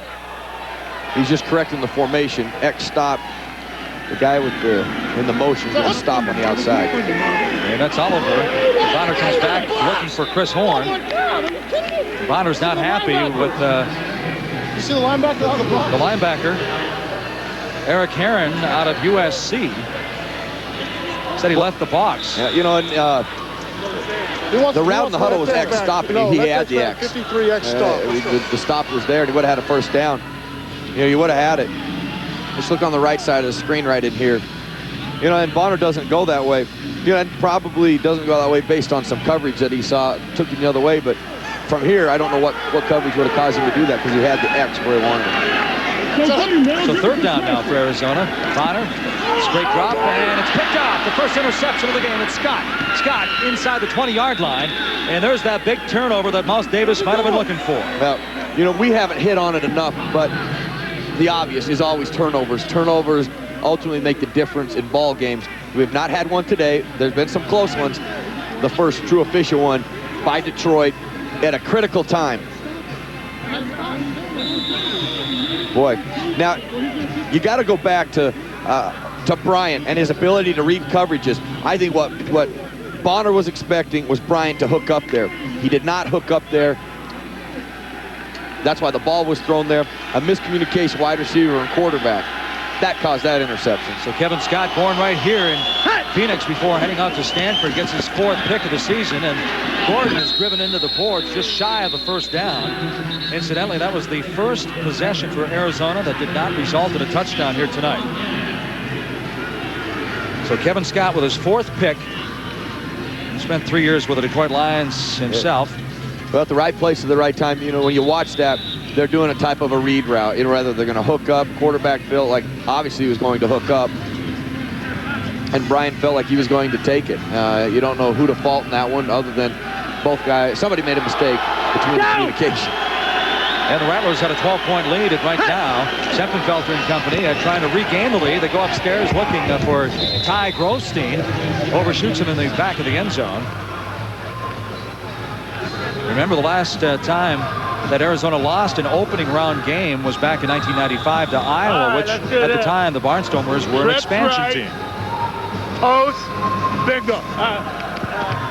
I guarantee you this is not going to be a run. 2nd and 9. Waggle. 50 post, wide bingo, on one, ready? So what they'll probably do, they'll try to take a wide receiver to the post, the motion guy, and bring something underneath in case it's not there. 3 receivers at the bottom of your screen. Sempenfelter dropping back, still going back and throwing it into the stands. Good coverage that time. Oliver, Gale, Sanhorn, and Ricky Parker had the deep man covered in the back of the end zone. So Sempenfelter chooses to throw it away. Another gift for the fan. Don't worry, fans. We have, what, nearly 100 balls here, so we've got 98 left. I'll tell you, this league goes through a few balls during the season. That's one of the great things, though. I mean, you know, give a couple dozen balls away. What's the big deal? 60 Zigo, Coco, on one, ready? Fans love it. That's not a big deal if they tap into your bank account, but... Well, then I want the ball back. 1 for 4 now. 3rd down conversions.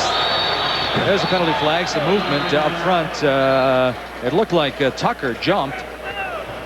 But it's going to be interesting to see if there was some movement on the offensive side, which it was. Bernard Williams. So it goes against Detroit. You know, and I don't think this is 4th down territory. I think you clearly have to kick a field goal. You have to get 3 points. Because 3 points is going to make it a 2-point ball game. And then you're in position to win it with a field goal. Whereas you go for it, and I think it'd be very tough on 4th down. It'd be a bad mistake at this point of the game. And again, you talk to a lot of coaches and quarterbacks. A penalty at this situation with the 8-yard end zones, it's really not that big a deal. I mean, for Detroit, it's a plus. Chuck Winters in motion now. Sempenfelter feeling some pressure, goes to his left, goes down, and Winters has the touchdown. Now, Mike, your point well taken. If you don't back that team up another 5 or 6 yards, you don't have the field to work with. You can't run those routes. So Chuck Winters pulls down the touchdown. His 5th touchdown this year. And now the Rattlers trail by 1. You know, sometimes you get too smart for yourself. Here, I clearly think Arizona gets out of position. Or somebody didn't rotate over in time. Because nobody should be that wide open on a 3rd and forever play. There's Jenkins trying to give Detroit the 2-point lead, which he does. He drills it through, and suddenly, after trailing by 12, Sempter and company on top by 2. Latest touchdown, Sempter upstairs. There's Boyd with the score. And Detroit back in the driver's seat, 38-36.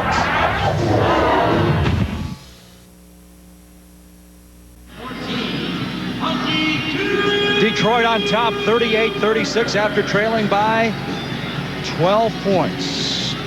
R. Cal Chula and company, only the 15th time, trailing after 3 quarters. That's 106 games for the Arizona Rattlers. Now with 15 minutes to work with. Jenkins approaches the ball. Here's the kick. It's another high one. It's going to be shy, however, of clearing the net. Well, actually, it didn't go over. It got up into the 2nd deck. It was shy of the net, period. Mouse Davis says, where'd this guy come from? So Bonner comes down the field, now trailing by 2, 38-36. at the 20-yard line. First down. Now you understand Mouse Davis' reaction there. You know, he goes from the 5-yard line to the 20-yard line, a 15-yard discrepancy there, which is, quite honestly, a lot in arena football. Watch right, X loop. Ray, roll left. T-sneak screen right to the fullback on 1-on-1. All right, now you can hear the slip screen. It's pretty descriptive there. It's going to be a slip screen to the fullback. They're still very cautious about the pass rush Detroit can create. Want to create some indecision, so come back with the fullback screen. First play of the final quarter, Bonner. Flush back to the right side, and he throws it away, looking for Bo Kelly, and Bonner is limping quite heavily. You know, you got to give a lot of credit to Trueluck. He's been hit on a couple times, and he played it perfectly. He stayed at home, he read what was going on, and sniffed the play out. Therefore, no screen plays happened. Bonner wanted to go to the left. Kenny doing a good job of flushing him back to the right, and then Kenny falls on his ankle a little bit late. Now, Bonner should come out of the game as they look at his ankle, but now he comes back on the field, albeit with a limp. Let's go right, X loop, 50 hook on 1-on-1, ready? Yeah. You know, this is that similar play to where he had the X hook just before the interception. The wide receiver on the other side of the field, they're going to try to isolate him. Second down for the Rattlers now. Bonner looking left, throwing left, and it's Randy Gatewood. Forward progress should give him the first down, just shy of the 20-yard line. Randy Gatewood, his 6th year out of UNLV. Once had 88 receptions at UNLV, number 2 in the country. He also had 23 receptions against Nevada, which is an NCAA single-game record. He's been one of the good ones over the years here for Danny White. 12, wide takeoff, 1-on-1, ready, stay up. Yeah, you heard takeoff, and I was about to say this is the best place to go down the field. I mean, you're almost running out of real estate, so now take your chance. See if you can't get the touchdown now. We'll see if Cedric's piped into Darrell Hodge. Comes back underneath. It's Hunky Cooper's got some running room. Builds up some steam, and he dives over the 5-yard line. That's what you call moving the chains. That's what you call moving the chains. You know, I think we can see that. I think you hit the nail on the head earlier talking about Hunky Cooper. The fact that Hunky only has 6 touchdowns this year, but the postseason, and Hunky playing with a lot of heart here today. Yeah, let's see, Bryant comes down, gets pushed, and then Bryant actually moves the chains. I've never quite seen that where the other guy without the ball moves the chains. But you know, in games like this, when it becomes crunch time, you do lean on the guys that have been there before, who have been successful. And guys like Hunky Cooper are those guys. All right, now this is what we call moving the chains. When they say, that, with the aid of the defense too, that's even better. That's what I call not a whole lot of room to operate on the sidelines. It's not much, you're right. So it's first down. Red zone territory for the Rattlers. Bonner. 5-step drop, throws it right down the middle, and it's batted down at the last second. Randy Gatewood, the intended receiver, and the Rattlers facing a second down now, trailing 38-36. Well, I tell you, Gatewood, you know, you got to give him credit. When you get in the middle there, you feel all the people around. You just need such enormous concentration. The ball was thrown a little bit behind. Well, good effort. Just, you're not going to get a ball like that. Motion, 18 wing arrow, X ball. I told. Let's go. Left trips, Y motion, 18 X arrow, Y bow. 1-on-1, ready? No. Hey. 18, Expo, wing arrow. Talk about this Detroit franchise losing tight games. Sorry, Mike, they're going to try to be Hunky Cooper in the flat, run some X over the top with Gatewood here, and then a corner route. Heavy pressure, Bonner goes upstairs, finds his man, penalty flag down, but Randy Gatewood pulls in the touchdown. Now, you know, the one thing you try to create is a lot of confusion, creative picks. If an official feels like you deliberately pick somebody, this could be what they call. Illegal defense. Out of the box, number 48. Decline. Touchdown. Or they could feel like it's an illegal defense and give them the touchdown. Well, deep in the third quarter, Cedric Bonner was complaining that one of the linebackers had left the box. This time it's called against Torrin James.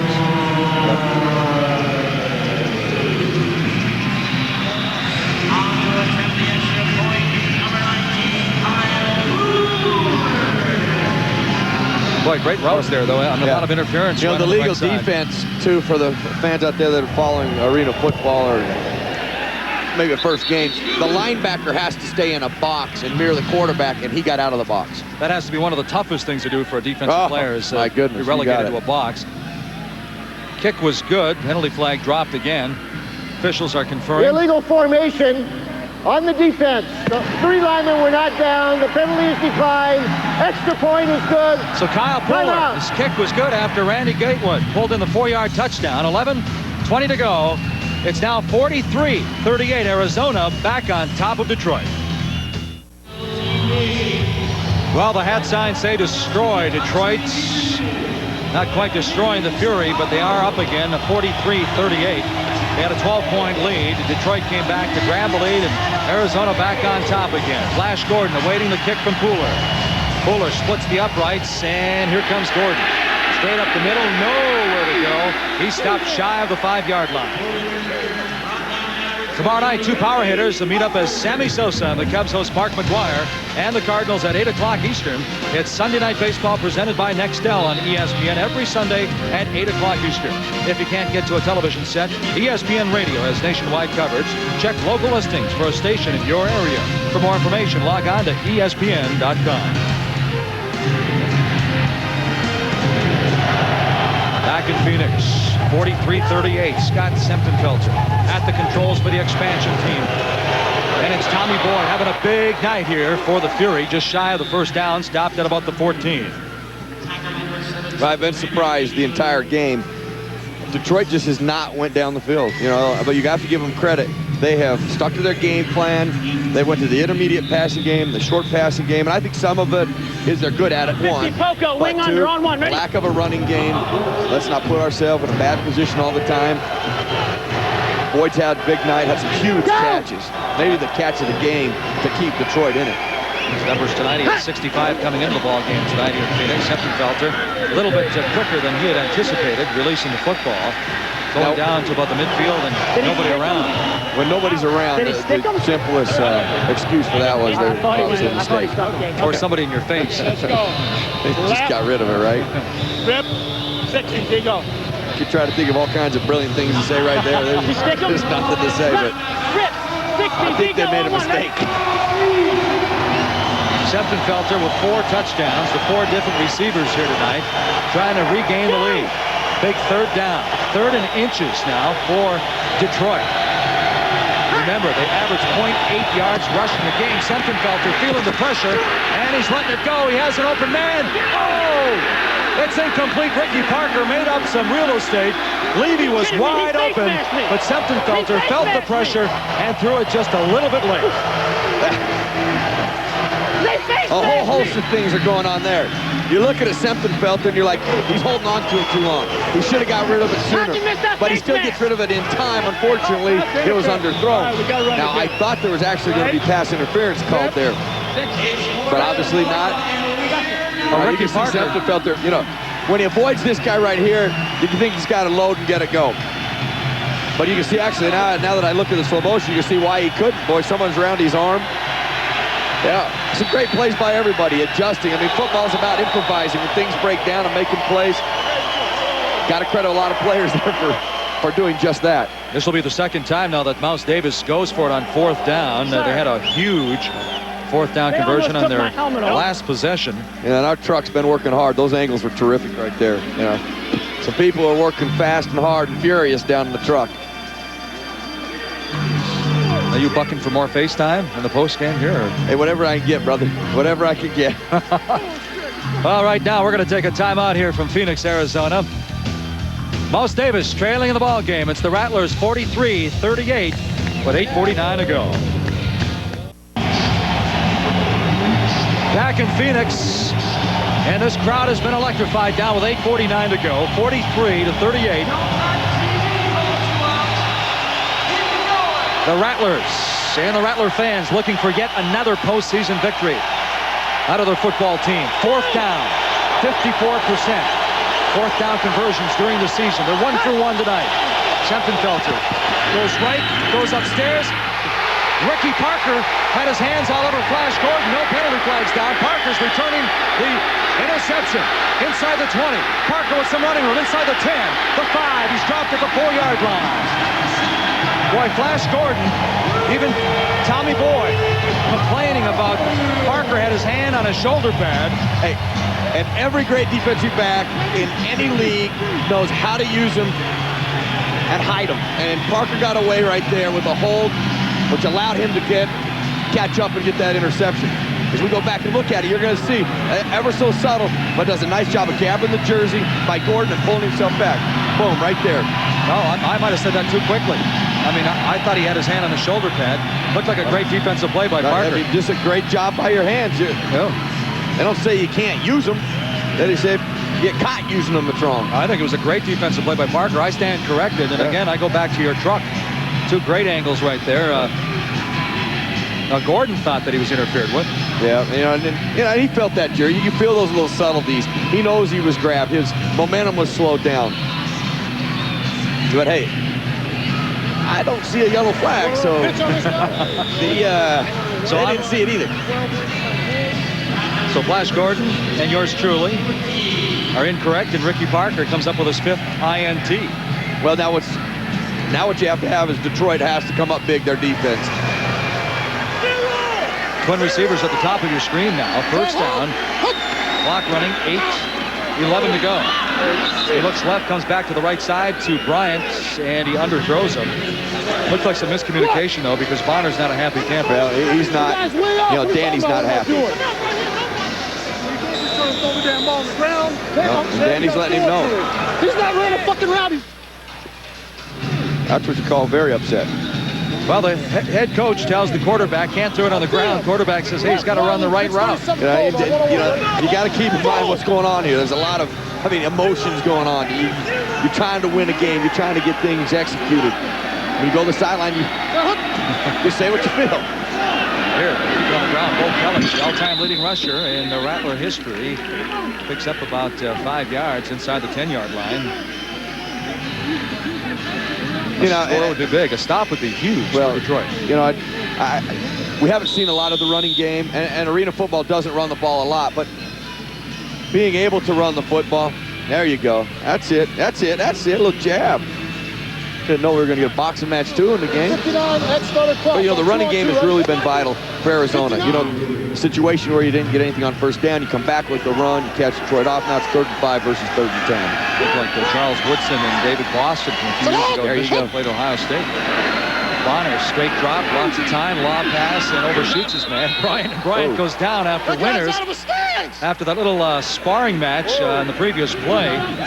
Winters got the last laugh in, the last push anyway that time. Well, we've talked about it. We talked on the interception. Bryant does get grabbed here. Beat him across. And we'll probably lose that angle for the rest of the game. There's an ACL on the camera guy right there. So Kyle Pooler coming on the field now. 4th down, 43-38, Arizona on top.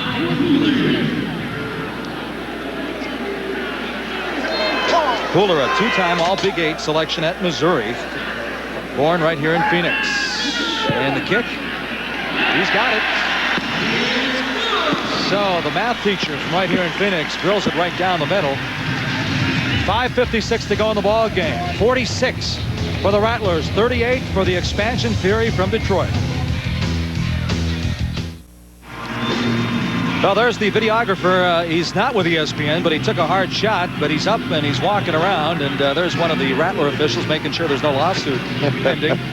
And you talk about being exposed, no protection whatsoever, and having some $50,000 camera sitting up on your shoulders. You have to admire it. Look, watch how he tries to hold on to that camera. Yeah, I know. Because he's probably thinking, I have no insurance. Again, 2 great angles from our crew. And he's smiling, but he's hurt. That pride. Yeah, 15,000 people here. You gotta fake it. You go out in the hallway and cry. He'll be limping tomorrow as Pooler approaches the ball, and this one again, he splits the uprights. He's 3 for 3 as Chuck Winters takes it off the net, and the whistle. Winters is going to be called back. Not sure what the call was as the ball split the uprights, but it broke the out of bounds line, so they just call it. But that's about the 3rd time it's done that. Yeah, well, I guess the way that one got hung up in the net. Okay. They felt like it broke the back dead line. Goodbye. So the Detroit Fury will start at the 5-yard line. Left rip, 50 to 5. Clock is running. On one, ready? Left. You know, the Fury is in a situation where you got to be in somewhat of a hurry. You know, 6-play drive's not going to cut it now. You got to start getting chunks of yards and score quickly. Felton threw for over 30,000 yards at Lehigh. Got his work cut out for him. Flushed in the pocket, goes downfield. Great comeback by Flash Gordon. He's over the midfield stripe and down into Arizona territory. Boy, just a beautiful play by Felton to keep the play alive. And then, you know, I think you size up a quarterback when he knows he's going to take a hit, but yet he still delivers the football and still takes that hit. But, you know, receivers coaches will say that Flash Gordon did a good job of coming back on the ball because it kind of hung up. You know what? You're exactly right. I mean, clearly he did that too, but Felton being able to take the shot and keep that play alive, to get the ball off, doesn't happen unless he does that. Go! Quick drop. Roasting has some running room. Weaves his way through traffic down to the 15-yard line. And once you get on that weaving and bobbing course, it's hard to get off it. Nice piece of running, though. The rookie out of Wisconsin, Whitewater, Ty Grosstein, came in with 18 receptions and another injured player down on the field. Actually, Grosstein is still down, as well as Cecil Doggett. Doggett has not been playing at 100%. Now, keep in mind that Doggett, first 6 games of the year, that these Rattlers were only giving up 34 points a game. Doggett goes down with an injury. The last 8 games, the Rattlers have been giving up 61 points a game. Ooh. You know, I know his head hits the ground, but I think the initial collision on the knee, I mean, those are the injuries that just kill. See, I think he takes the knee right on the helmet. Let's see. Grosstein wasn't even injured then. He was just waiting to make sure that Doggett was okay. Doggett was... You know, and Mike, you still got... This is a great time to refer to. You know, these guys have played both ways. They play special teams. I mean, the conditioning they have to go through. And you know, the fatigue they got to be feeling right now, but mentally having to stay sharp to continue to play. Yeah, it's the shot from the knee that he's going to feel. You know, he's got to give these guys a lot of credit. They, you know, terrific athletes, but also in terrific shape. 2 games there for Felton and Gordon, the last 2 games, both putting up some impressive numbers for the expansion club. Detroit going in, of course, Chicago winning last night, and Detroit saying that a couple of years ago, Orlando was 7-7 when they opened up the playoffs, and Jay Gruden led the Predators into the finals before losing to Albany in the Arena Bowl championship. There's the numbers on Flash Gordon. 8 catches for 93 yards. Gordon out of Make sure Nebraska, you run up on your guy and get a corner. Bobby, make sure you use your guy up on it. Gordon with 258 points on the year. Eddie Brown at 270 and Kevin Swain 260. So that's how tight the scoring race was. Protect the football now. Everybody protects the football. I hate it when they say that. I mean, like, it's the obvious. You know that's going to happen. Now everybody overcompensates, and then you do fun. Tight end screen left on one-on-one. Ready?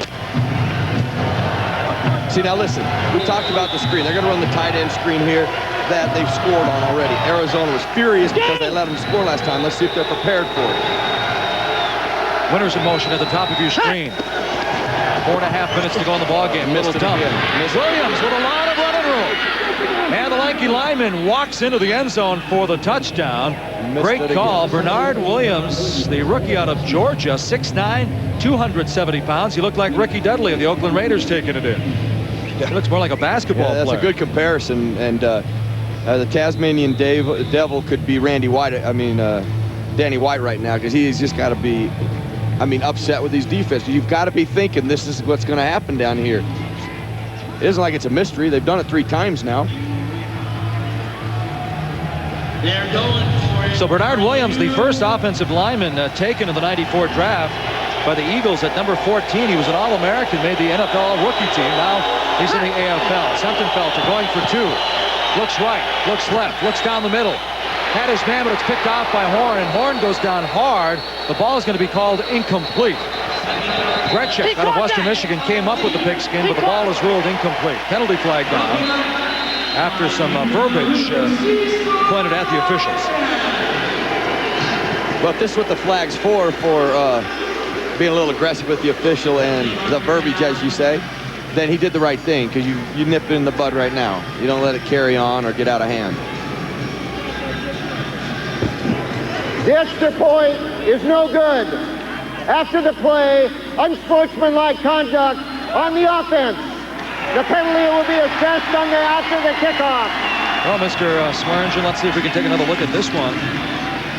Eric Swearingen, our producer, is Flash Gordon knocked away by Cecil Doggett. Well, I'll tell you what. If anybody, if looked like Horn had possession, right? Now let's take a look. 2 feet down, got control. Well, it doesn't matter. The guys in the striped shirt said it was an incomplete pass. Semptenfelter in the Fury, 44. The Rattlers, 46. Hey, football fans, arenafootball.com is where to go for all the heart-stopping, fans-friendly arena football action. Watch the best highlights from 15 seasons. Check out the latest AFL and AF2 news and get up-to-the-minute scores and stats. Chat with fans across the country and visit the e-store for all the best AFL merchandise. And with Arena Bowl 15 right around the corner, get all the playoff news and updates leading up to the big game Sunday, August 19th on ABC. Log on today, because on arenafootball.com, you get it all.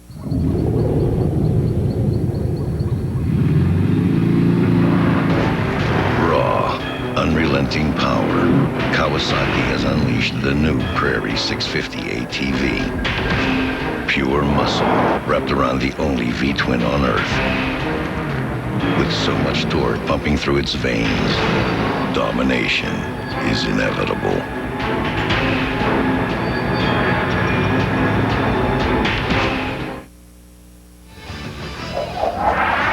Arena Football on ESPN is brought to you by Ford.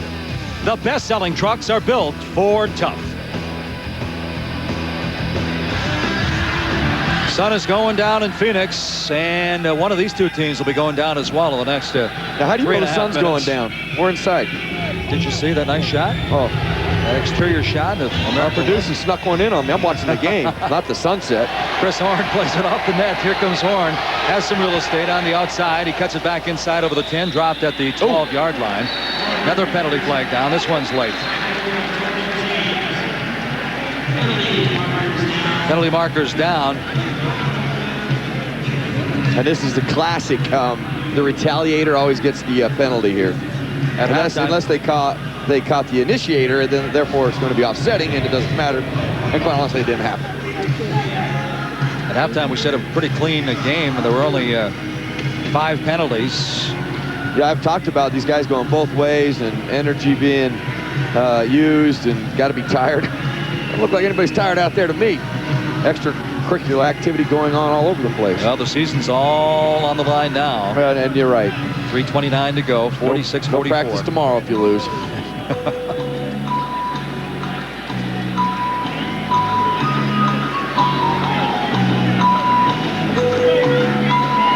During the return, unsportsmanlike on 61, Detroit.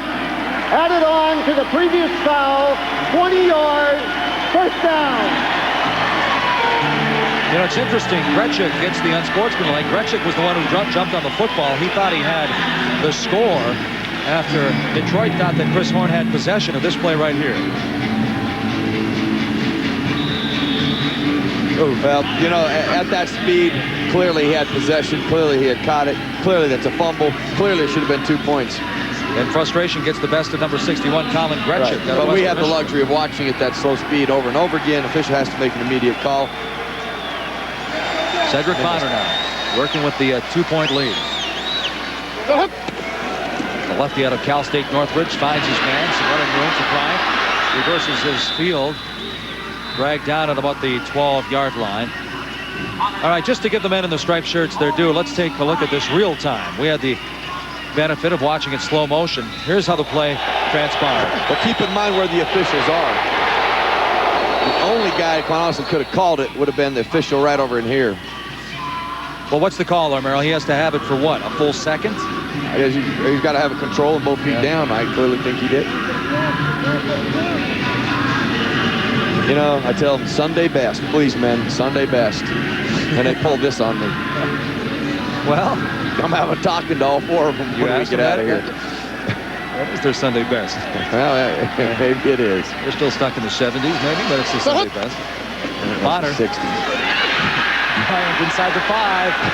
Wells wrestles him down with the help of a host of Fury defenders as we approach the 2-minute mark. 2-point game. Now this is where you come of age right here. You know, Bryant filling in for Schexnayder. You know, he has all types of potential and ability, and you know, not only just a great job of taking care of the football, catching, but taking care of the football. Let's go left, wing arc, slant right, fullback lead on 101. Ready? Offset. I heard a fullback lead in there somewhere. I heard a slant and this and that. And the fullback right now, Greg Gales out of UNLV. But the give goes to the rookie Horn.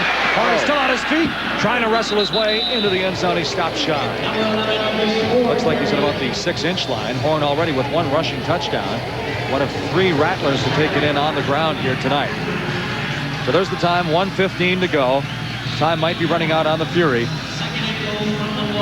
and their 2001 season.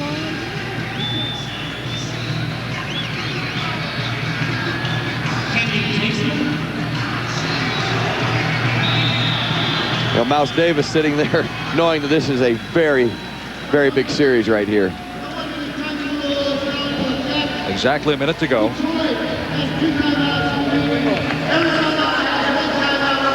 So Arizona with 1 timeout remaining. Detroit with 2 as Bonner approaches the huddle. Hey, hey, come on. We're going here. Hey, it's a wing pass here, right? I'm going to get it to you early on this side. So you have some time. We're going right, wing arc.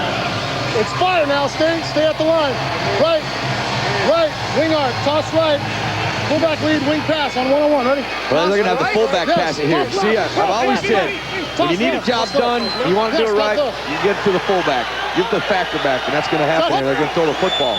Going for the juggler now, Chris Horn puts it up, and he throws it away. He had Oliver wide open in the corner of the end zone, and Bonner said, hey, Chris.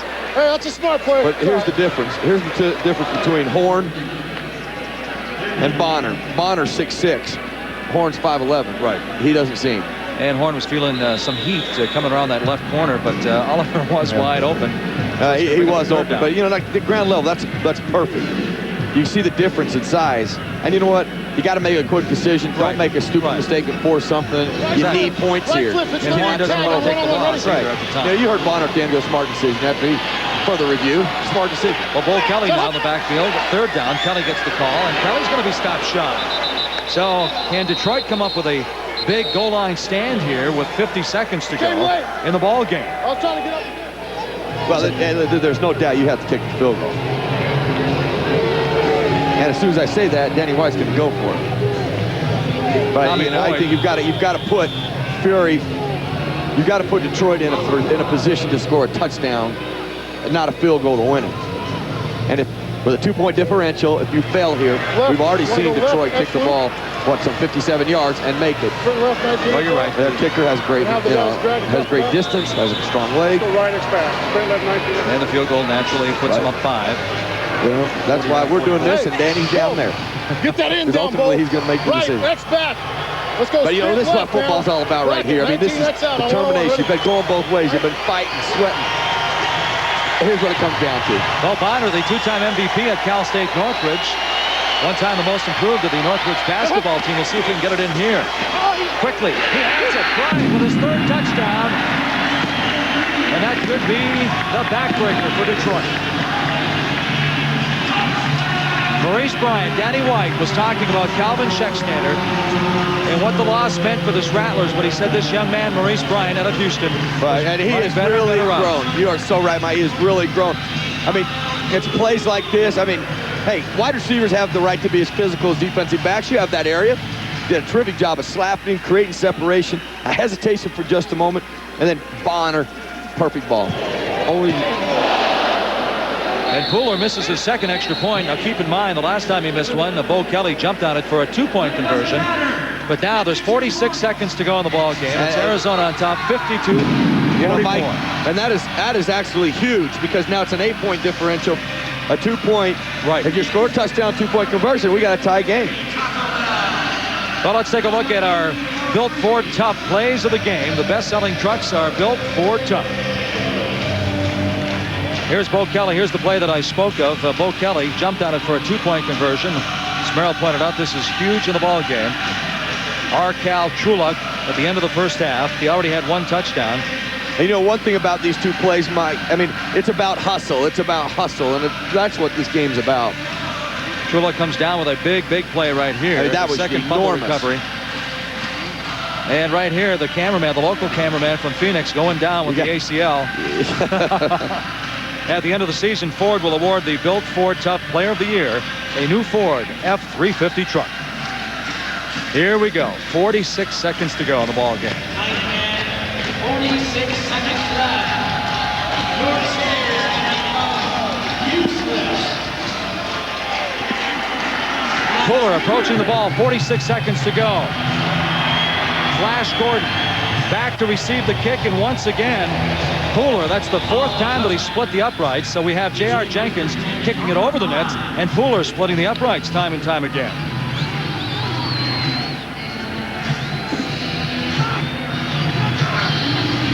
You know, we've said it the entire game. Detroit has been satisfied with just moving the ball down the field. Come on. Trips right, double post. Here you can't do it. You've now got to take some shots. Doesn't mean you have to get everything in one play. You have 46 seconds. You have 2 timeouts, so you have time. But you got to have a sense of urgency with everything that you do. Now the Fury, no drive under 2:15 tonight. Right now there's 46 seconds to go. Sentenfeld in his own end zone finds his man, and it's out of bounds. Remember the last minute of the half, and the game, they will stop the clock. Don't forget, coming up next, it's Baseball Tonight with Dave Campbell, Jason Stark, and Brian Kenning. The baseball fans waiting that show, one of the top sports shows in television during the summer months. So right now, 41 seconds to go, wrapping up a great game of the opening round of the playoffs here between Arizona and the expansion Fury from Detroit. Sentenfeld, twin receivers at the top of your screen. The ball resting at the 15-yard line. Goes left, goes for broke. The home run ball looking for Chuck Levy. Overshoots his man. The good coverage that time by Muhammad Oliver. Well, 7 seconds elapsed from the clock, leaving 34. But the key is the clock has stopped, and you do have to take your shots. And first down, I think, is one of the best downs to do that in. Now second down, you have 34 seconds and 2 timeouts. You've got to get it. You got to get a successful play here.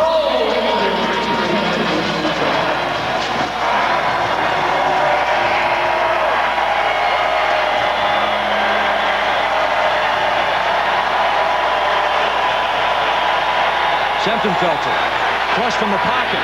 He's got nowhere to go, so he throws it out of bounds with 28 seconds to go in the ball game. In the postseason, coming into the game at home, the Rattlers, over the years, 8-2, 11-5 overall in the postseason. Championships in 94, 97.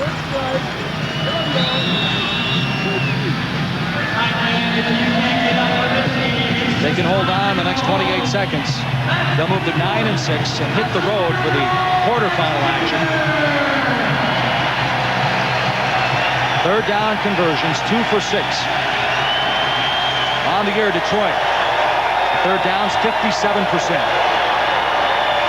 Sentenfelter, quick hitter. Tommy Boy had it and dropped it at the midfield. Boy, what does that remind you? 2 years ago here in Phoenix, Corey Fleming dropped that ball, and Nashville went down. Yeah, but, give Boyd credit. Immediately points himself. Should have caught it. Just didn't get his head around in time, and the ball was there. And if you don't want to drop a ball, you better play guard. It happens sometimes. Unfortunately, at the wrong time. Oh, actually, his head was around quick enough. Just flat dropped it. Ironically, it was Boyd who made the bobbling catch in the end zone off of the helmet of Randy Gatewood, but he dropped that one. Fourth down. Sentenfelter, it's picked off by Hunky Cooper. Cooper is dropped at the 10-yard line. 18 seconds to go in the ball game.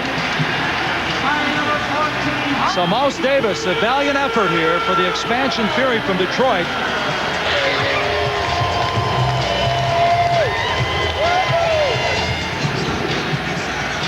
But barring something like the Eagles and Giants of years past, the Rattlers will walk away with a victory. Well, it almost looked like Hunky Cooper was a part of that particular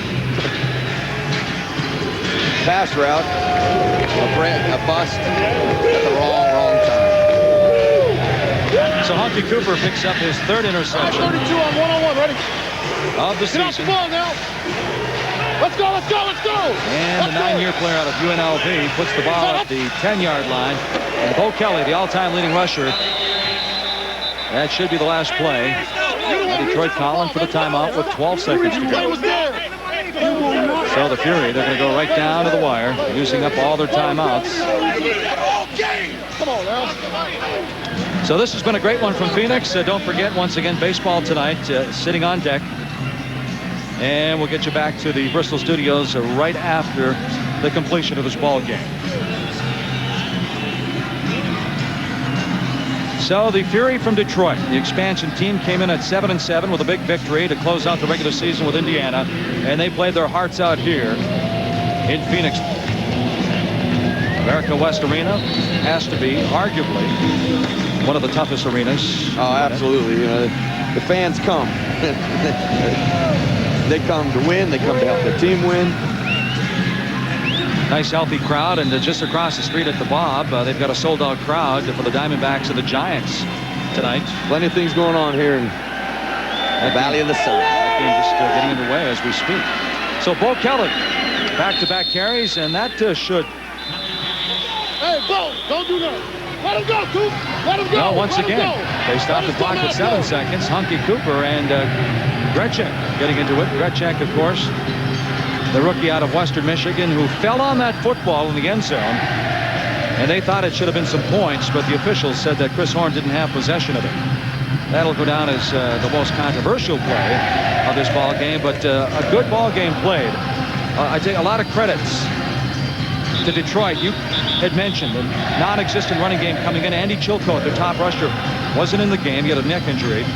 2 linemen scoring touchdowns for Detroit on pass plays. Yeah, that's a product of good play calling, and then players just executing and doing what it takes to stay with your game plan, and it just wasn't enough today. So Kelly with the call again. He said, "What the heck? I'm going to take it in for the touchdown." Yeah. Did he get in? It looked like he was stopped at the goal line. But Bo Kelly, out of East Texas State, the all-time leading rusher, said, if you're going to keep stopping the clock, I'm going to take it in for a score. But he was stopped shy, but Danny White and the Rattlers, Hunky Cooper and company, move on, and Detroit wraps up their season. Your final thoughts, Merrill? Well, we talked about Arizona, and they didn't have the record in the past years, but they know how to play, and they showed how to play in the playoffs.